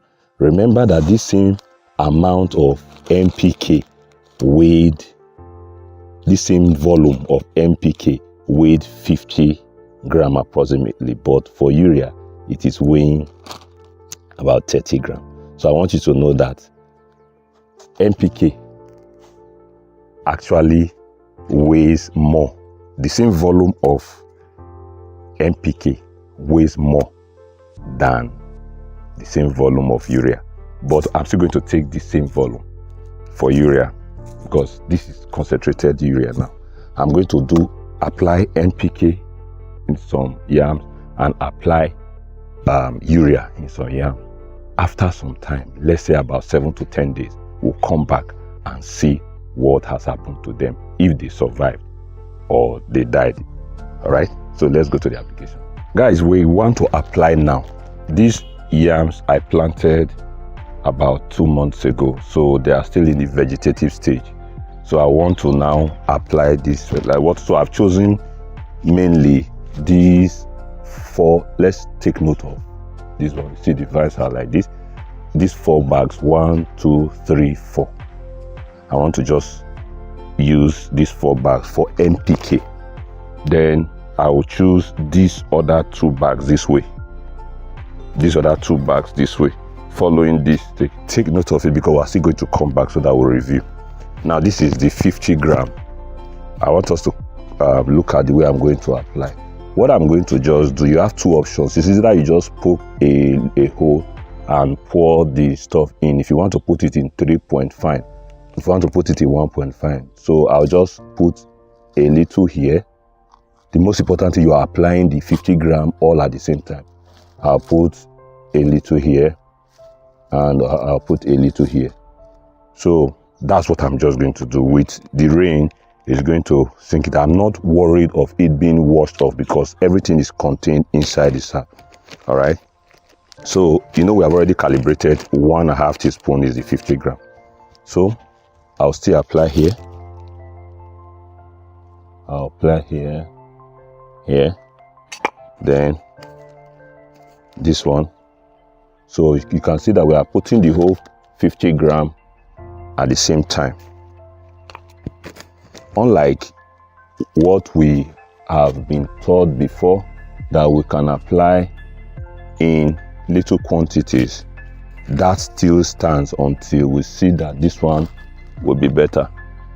All right, so 1, 2, 3, and that's the 4th one. Okay.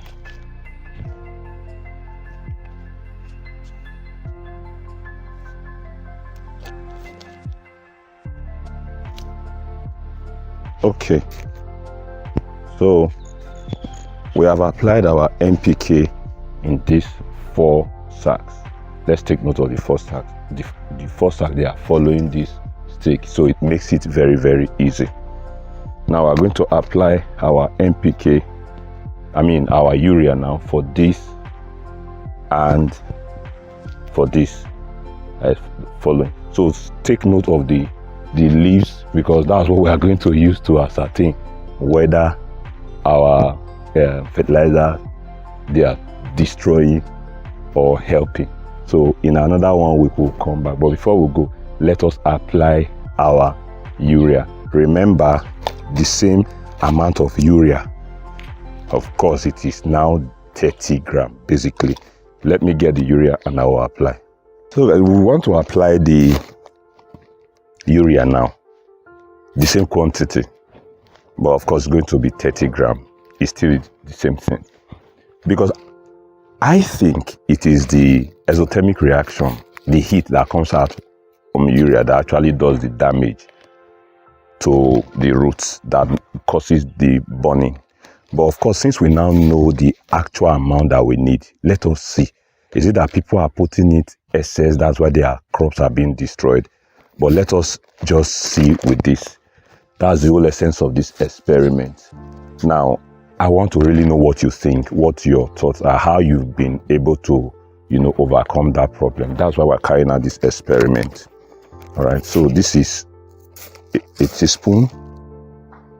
We just put little here, and a little there. Now, of course, let's add this to it. Oh, even me, I'm worried. I hope my yam will not die. All right, okay, it's experimental, that's why we are here. So okay, so we'll put here, take this one, take here, and we'll put here. So this I will not really bother to. You can cover with soil if you want to, but at least I am very, very sure now that it is not going to be washed out. So once the rain comes or we water our stuff, they will start getting the nutrients. So in another 1 week, we are going to come back to review what we have done. Will they die or will they survive? So let's wait till then. See you 1 week. So guys, we are here now to assess the result of the experiment we started over 1 week ago. Actually, this is day 9. So let us go and see what has become of the crops, the yams that we applied those fertilizers. Let's go. All right, I think we'll start with these 4. Look at the 4 that we applied NPK. So these are the 4. Let's zoom closely. You can still see the remnants of the NPK. You can see the granules. These are some of the granules. So we applied the whole 50 grams, as we have said. These are some of the remnants.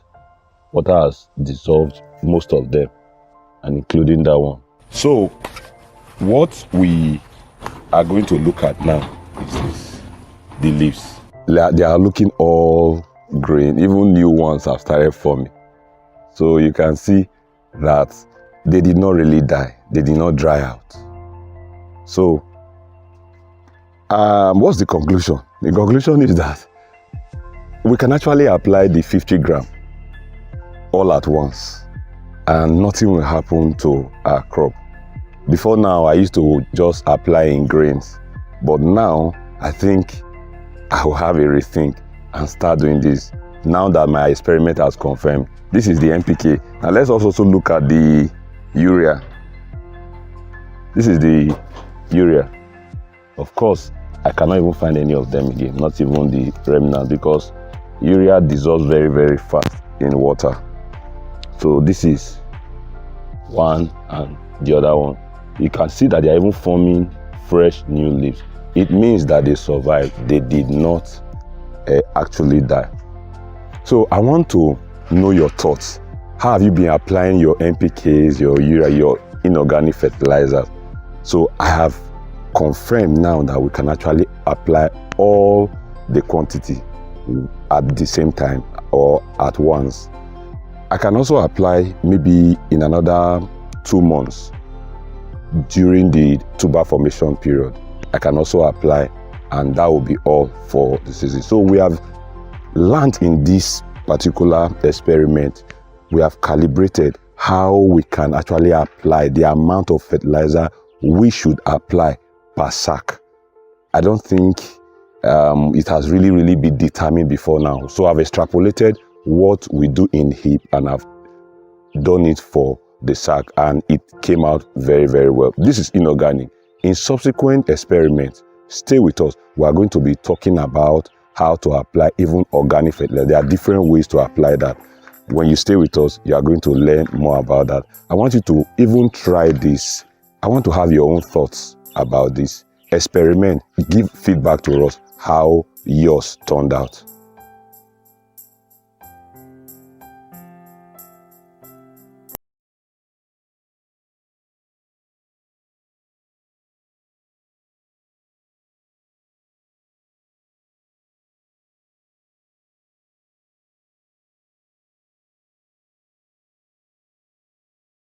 I have been doing some work lately relating to planting tubers in sacks, especially yams as well as potato.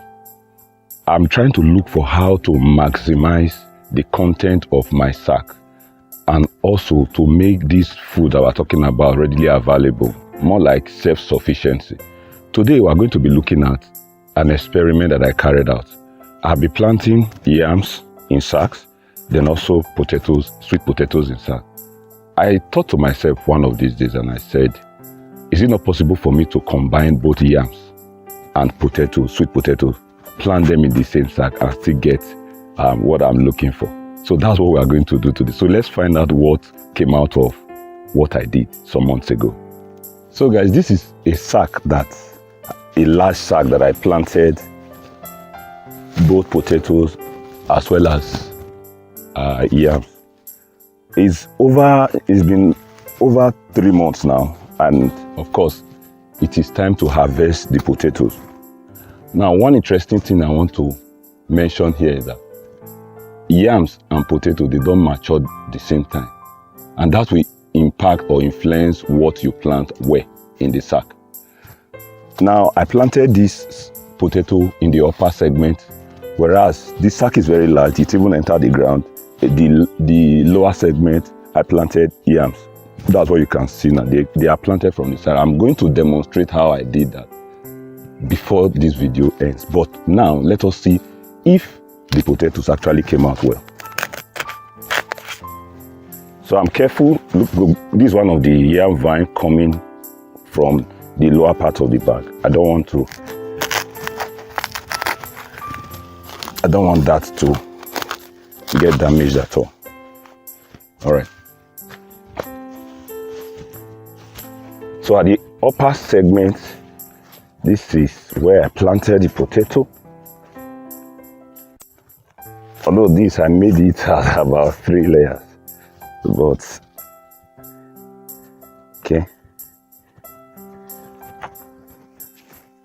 All right. Now we are where the potato really is. Okay, so I think this is it. So this is the potato. This is the long vertical. No, I think this is the horizontal method. Sorry, that I use. This is the long rope or vine that I planted. Of course, it transformed to the forming tubers. Okay, this is really hard. Okay, so I planted the 2 variety, both the white or the cream color, and so this is the product. They are all deep into the sack. So okay, I'll pause here because I have to get something to remove them.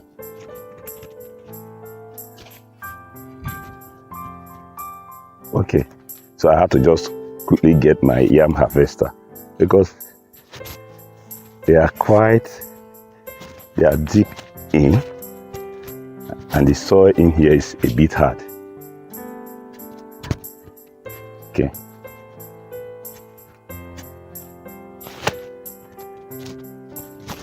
Okay. See the tubers, potato tubers, they are looking quite nice. So again, this experiment succeeded. Okay, well, got this massive one. All right.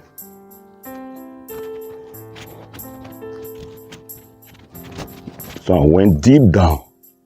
See this one, and there's yet another one. This is just one vine, actually, one vine. Okay, about 2 more here.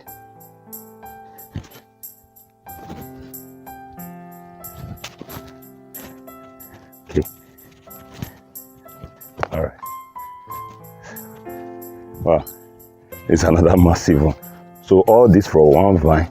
Then of course the cream color variety is also here. Okay, these ones, they are not usually as large as the other, but at least there's still something coming out from here. That's why for me, I prefer the pink variety, because you have more, we have larger sizes. Okay, all right, guys, this is my experiment that has turned out to be very successful, in my opinion. Now, I'm going to demonstrate how I planted it, but before that, I will just give you something you need to know. Now that we have harvested the potato from this sack, that is why this method is very, very important. I'm not going to harvest my yams yet, because potato takes about 3 to 4 months to mature. That is why I planted it on the upper compartment that I can easily access. And so I'm going to leave the yams to fully develop. You can see that the leaves are still green. So in about a month or 2, the yams will be ready in the same sack. But I'm going to demonstrate how to plant these potatoes and then the yams in the sack. So let's go there. All right, guys, it is time to demonstrate how to plant both the yams and the potato slips inside the sack. I've filled this particular sack to the extent I want my yams to be.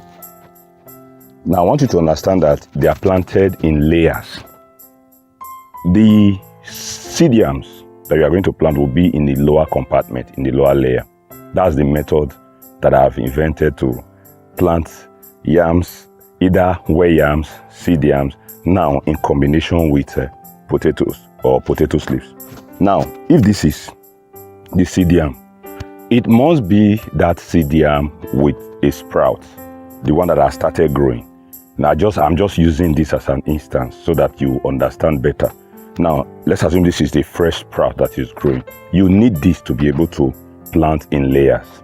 Now, what I do, like I've done in previous videos, I'll put an important link later. I'll just take the sprout through this hole that I've created. Make sure you create it well so that the fibers of the sack will not hold any part, or you will not break the. So you bring it out like this. Don't worry if it is pointing in any direction. With time, it will find its way to start growing up. So this is it. I'll just plant. If the tuber is going to develop, is to start developing down this way. All right. I'm going to plant maybe like 3. You can plant 4. If it is seed yams, you can even plant more. It depends on the size of your sack. As far as you feed your sack very well, I always emphasize that. All right. You use your finger to create a hole here. This is the 3rd one. So I'm doing this. So it's as easy as this. I've already planted my yam. Now what I do is to cover. I'll just cover. All right. I'll just cover. Now I have a way I do some form of modification. I'll carry either grass, dry leaves, or poultry manure that is already cured or fermented. I'll put that as the layer, the lower layer for the soil that I'm going to put on top. So I don't have that now, but assuming that I have, I will just put here. So eventually I will now fill the sack up to the extent I want, because this layer, this upper compartment, is going to eventually form the upper layer. So I'm sorry it's a bit messy because it just rained heavily here. You can still see some pool of water all around. So but that's what farming is all about. We love the rain. All right, so this is the topmost layer now, or the upper layer. I'll keep filling. Okay, I've gotten a considerable height. Now this considerable height is important for the growth of my potato that will develop from the sleeve. Like I told us some time ago, planting horizontally favors me more. You saw the tubers that I brought out. It was because of the horizontal method of planting. All right.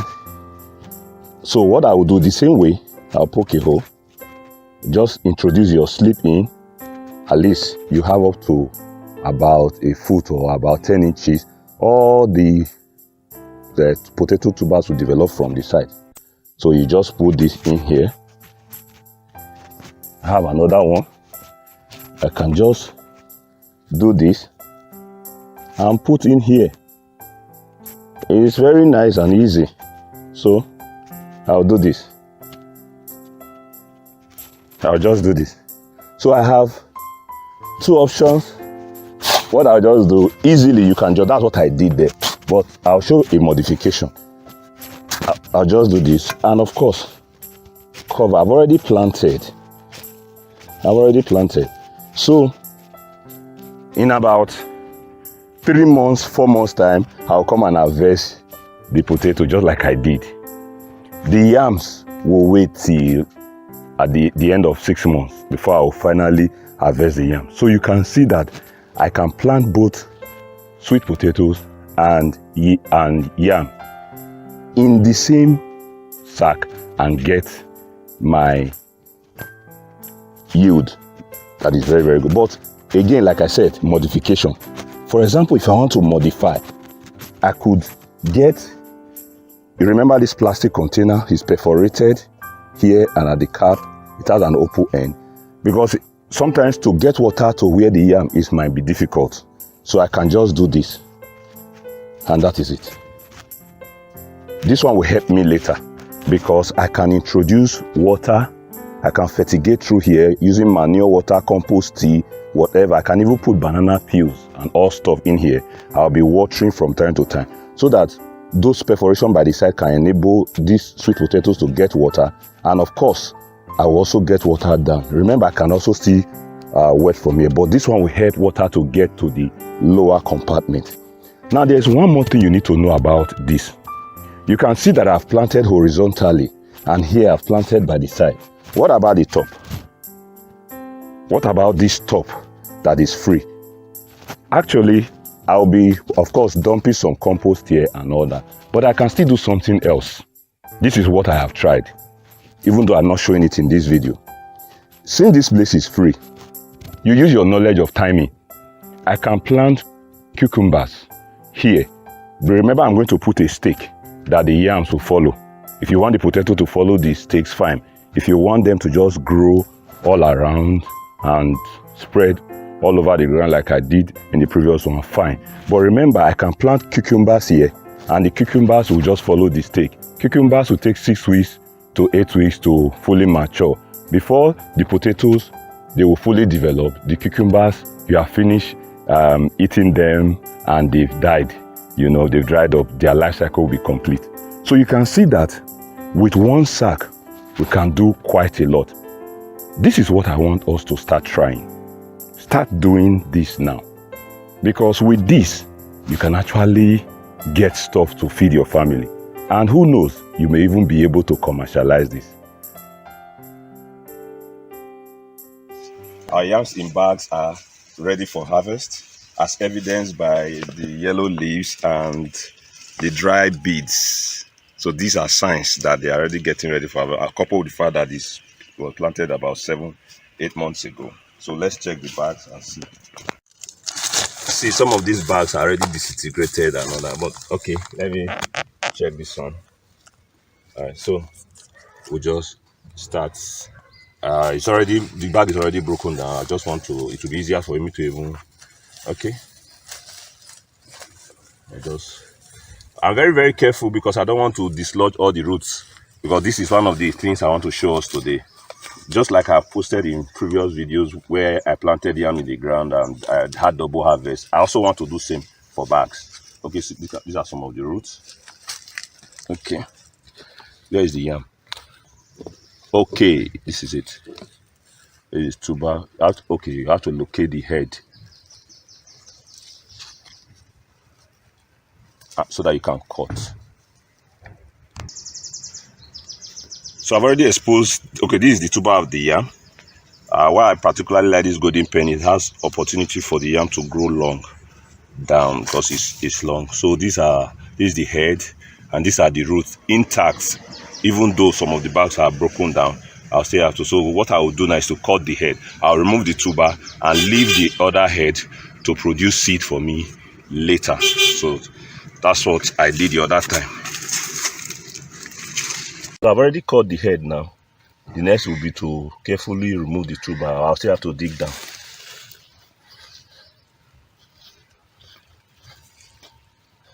It's soft now because of course it's still raining. I'll just carefully do on both sides. I wouldn't have to go through around. Okay.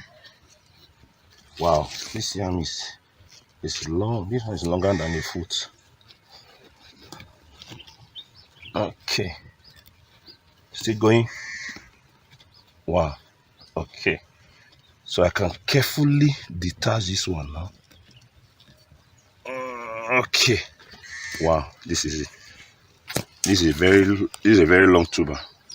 All right, so there's still a sign that it's still it will have still developed because there's still more room, but I need to get it out now.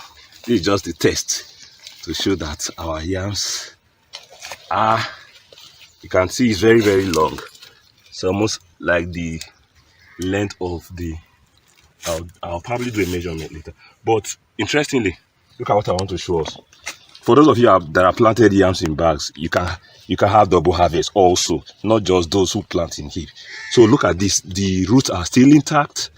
So in about 3 months time, when the vines would have completely dried up, I'll come back again to harvest this part. So you can see it's a win-win situation. So I'm going to use sand to cover the remaining sand from the bag, obviously. So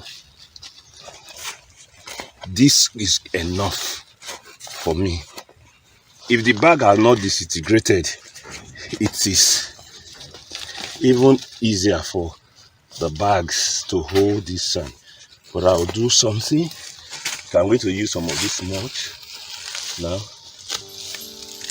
to just cover. So once it rains, it will still continue to develop. You can see the vines are still green until this one is completely dried up before I'll come and harvest in 3 months time. So guys, you can see that even for yam in bags, you can harvest your tuber from the bag and still leave the head so that it will grow seed later. So it's a win-win situation for you.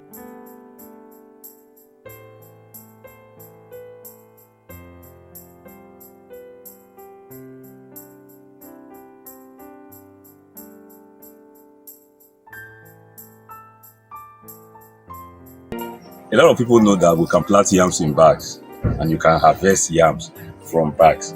But what many people don't know is that you can have double harvest from your bag. You can harvest the main tuber, which is the wet tuber, and you can also get your seed yams from the same bag. That is what we have started demonstrating a couple of weeks ago. In our first video, we discussed how we can actually get seed yams from bag in 3 ways. First of all, you can remove the tuber first and leave the remaining roots intact so that it can produce seed yams. Secondly, there are 2 other methods where you can leave both the main tuber and the new developing seed yam inside the same bag. I've demonstrated that and I will leave the link at the end of this video. So today we are doing the review. We want to see how we have done. First of all, we are going to be starting with harvesting the seed yams of the tubers that we have removed before. Let us see how the seed yam did. And secondly, we'll move to the other bags that still have the main tubers and now the developed seed yams. So don't go away. Watch us as we do this. So guys, I'm going to start from these bags that I have already removed the tubers. Of course, I like using my hand gloves. I've already removed this where I harvested my very last tubers of yams from. Some of them weighed far above 6 kg. I even got an over 7 kg tuber from here. So I try to use this one so much during this dry season. But now these are some of the bags, the remnants of the bags. I'm going to be removing the seed yams now. Now you can see that the vines are dried. It means that senescence is complete. This took about, eventually from the planting, beginning of the plant, that was about 1st of March I planted, and this is about the 7th day of December. So barely about maybe 9 months. Within 9 months, we are getting both the main tuber and the seed yam. So this is one of the bags. Since this one they are ready, I'll just cut them off.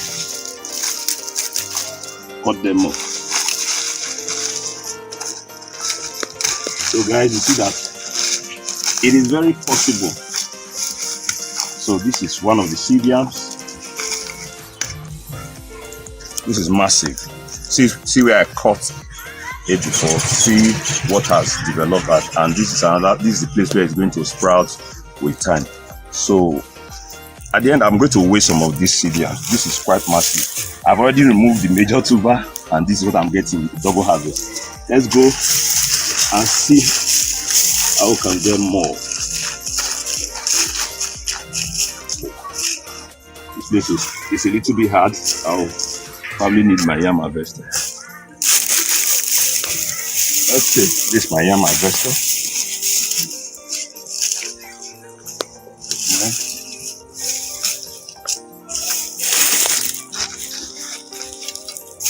Okay, I had about 7 bags here, thereabouts. Okay, yeah, this is another seed yam.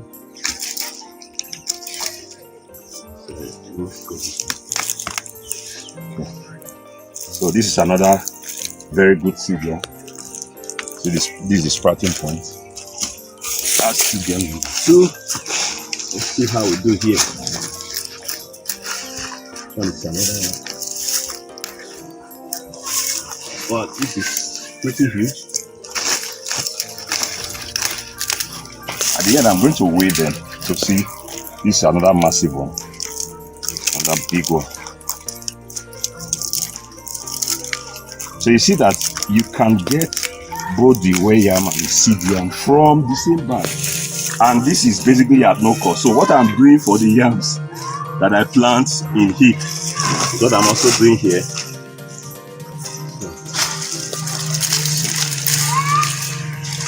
Another one here. Yeah. So you see that the roots were still very much intact.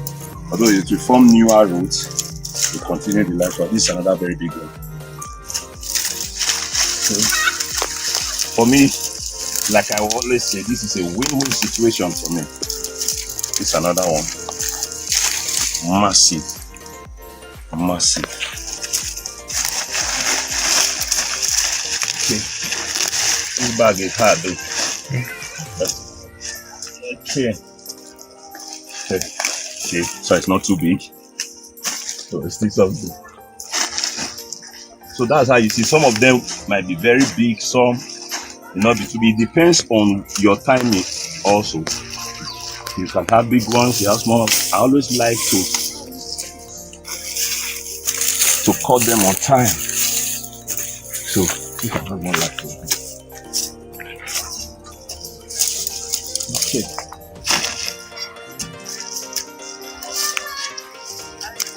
Okay. Yeah. So these are the ones that we remove the tubers first. We've removed the tubers first, and now we're having all the seeds. All the seeds. See them? See? For example, this one, I might even have to cut it into two to plant because it's very massive. My upper limit of the weight of the seed I use is about 350 grams. I'm sure this one will weigh more than that. So anyone that weighs more than that, I have to make it. So this one is also big. Now we have done this, I want us to go to the next phase. We want to get the ones that have both the tubers and the seed yams. So let's go there. A bit of yams. The tubers are still intact. They are okay. This is the one that if this one has a seed yam already. This seed yam I just removed. This is the main tuber. I have to remove it now. I left it because I didn't have the time, and of course, so that I can also show you that it can be done. It's a possibility.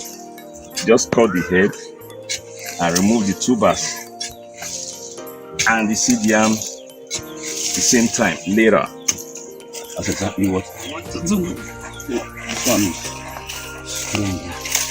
Guys, another thing you can do sometimes during this early dry season, your bag can be the soil can be very hard. You can wet it a little bit so that you will not fracture the yam. So I could have done that, but of course, because I have my yam at this time, I don't really have a problem. Okay. Alright, so this is a large tuber. I actually left it for too long. Alright, see. This is a big tuber. Plus this one. You can see that this seed yam came and this tuber from the same bag. That's one. The others, let's go on.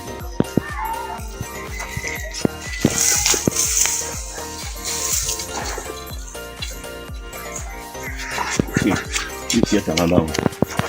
So guys, look at what I did. Remember, this is the separating medium, it's still there. What I used to separate the head from the main tuber. Okay, now this main tuber has fallen off. And this is the seed yam. This is the seed yam.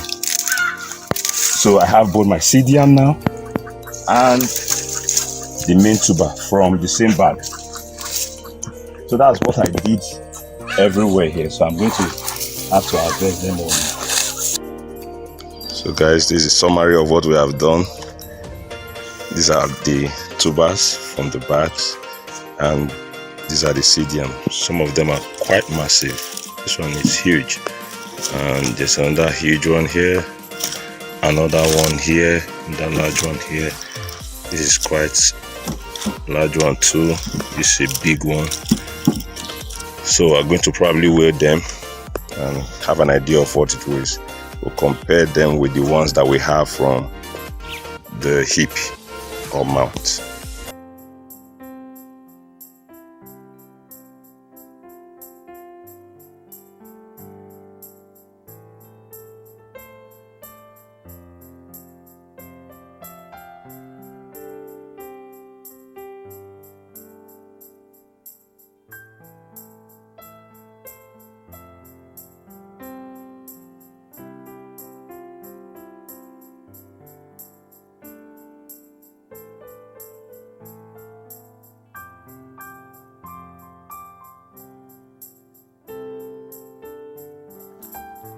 This is a very large bag for growing large tubers in sacks.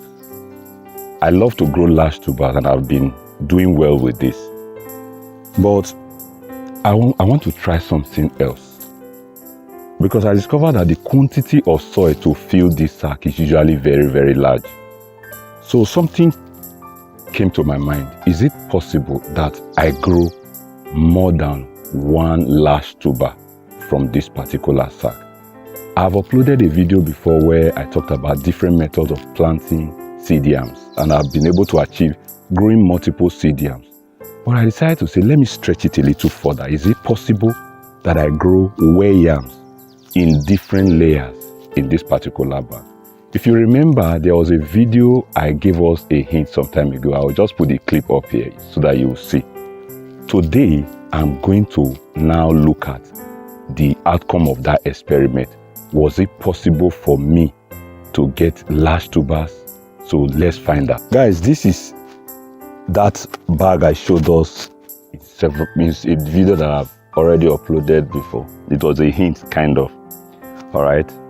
But because it was just a single bag, it fell. It's that last sack, but I planted for yams. I planted for yams, not seed yams. I've uploaded a video where I showed the method I use in planting in layers. At the end of this video, you just look at the screen, you get the video for the seed yam. So this is for the yam. It's an experimental study. I don't know what the outcome will be, but today we are going to find out. Is it possible that I could get large tubers from it? So you see the vines are all dried up now. We are going to start now to check, to see. We are harvesting it today. Let me see whether we are going to get the large tubers from it. Okay, so I've gotten my scissors now. Let's get this stuff out of the way. So I planted in layers. This is one layer, although it fell off. This one. It's one layer and another layer. So it's more like vertical sack farming. So I'm trying it here. I know it has been used before for vegetables and stuff, but can we use it for yam?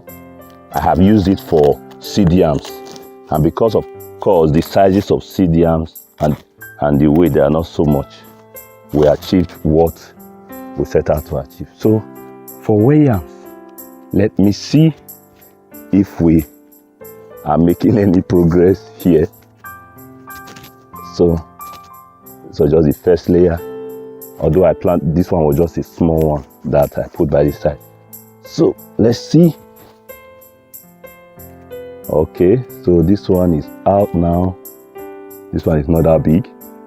So whatever we find out from this, we are going to also still measure them. I wouldn't call this one a yam. This one is a seed yam. So let's go further. Okay, of course, this didn't come out as yam also, coming out as a seed yam. Okay, so let's see. Whatever we find here today is largely experimental. So this is the other one. Okay, this one still coming out as seed yams. Okay, so everything in the upper layer came out as seed yams, even though we planted to try to get yam. Okay, so you can see what I'm talking about. The soil, quantity of soil, usually very much. So this is the second layer. Let me get the scissors. This is the second layer.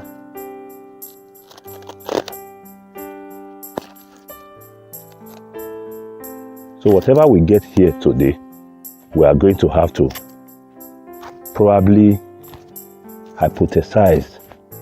Okay. Okay. This is the other layer now.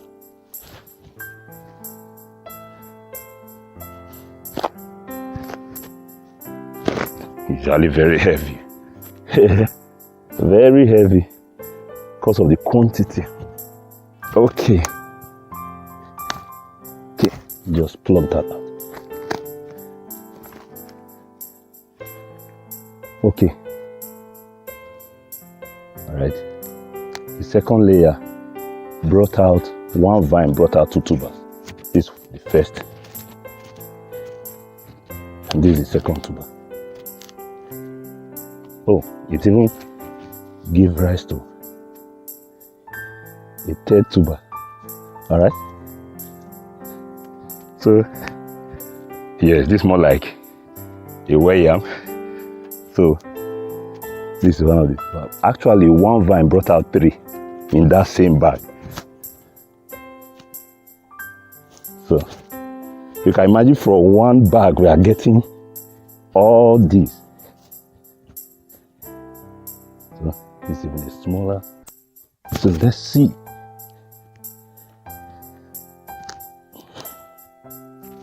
So it requires a lot of energy. Whoa. Whoa. So this one vine brought out. Amazing. See. See how gingertic this is. Okay. So this one vine brought out. We are going to go and measure them. You see? So guys, are we going to say that this experiment worked? Let's discuss this further. All right, because the lower layer got these large tubers. So let me still check it. There's another one here. Okay. Just one small. Okay, this was supposed to be the third one. It didn't come out as good as this. Okay, so everything in the bag is over now. So guys, you can see that all these yams, they came out from just this one sack, but the major difference is that I planted them in layers. We are going to have to weigh them now. Let's see. Some came out in small sizes, while some came out as, I'll just start to weigh the largest one now that came out from one vine. All right. So this large one now is it is 7 kg, or about 15 pounds. This 7 kg now. All right.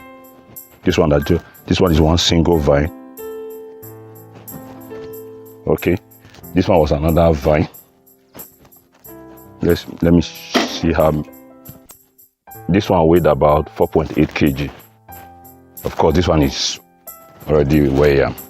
An average of 2.5 is usually what we take for weighing 2.5 and above. Some people will even take lower.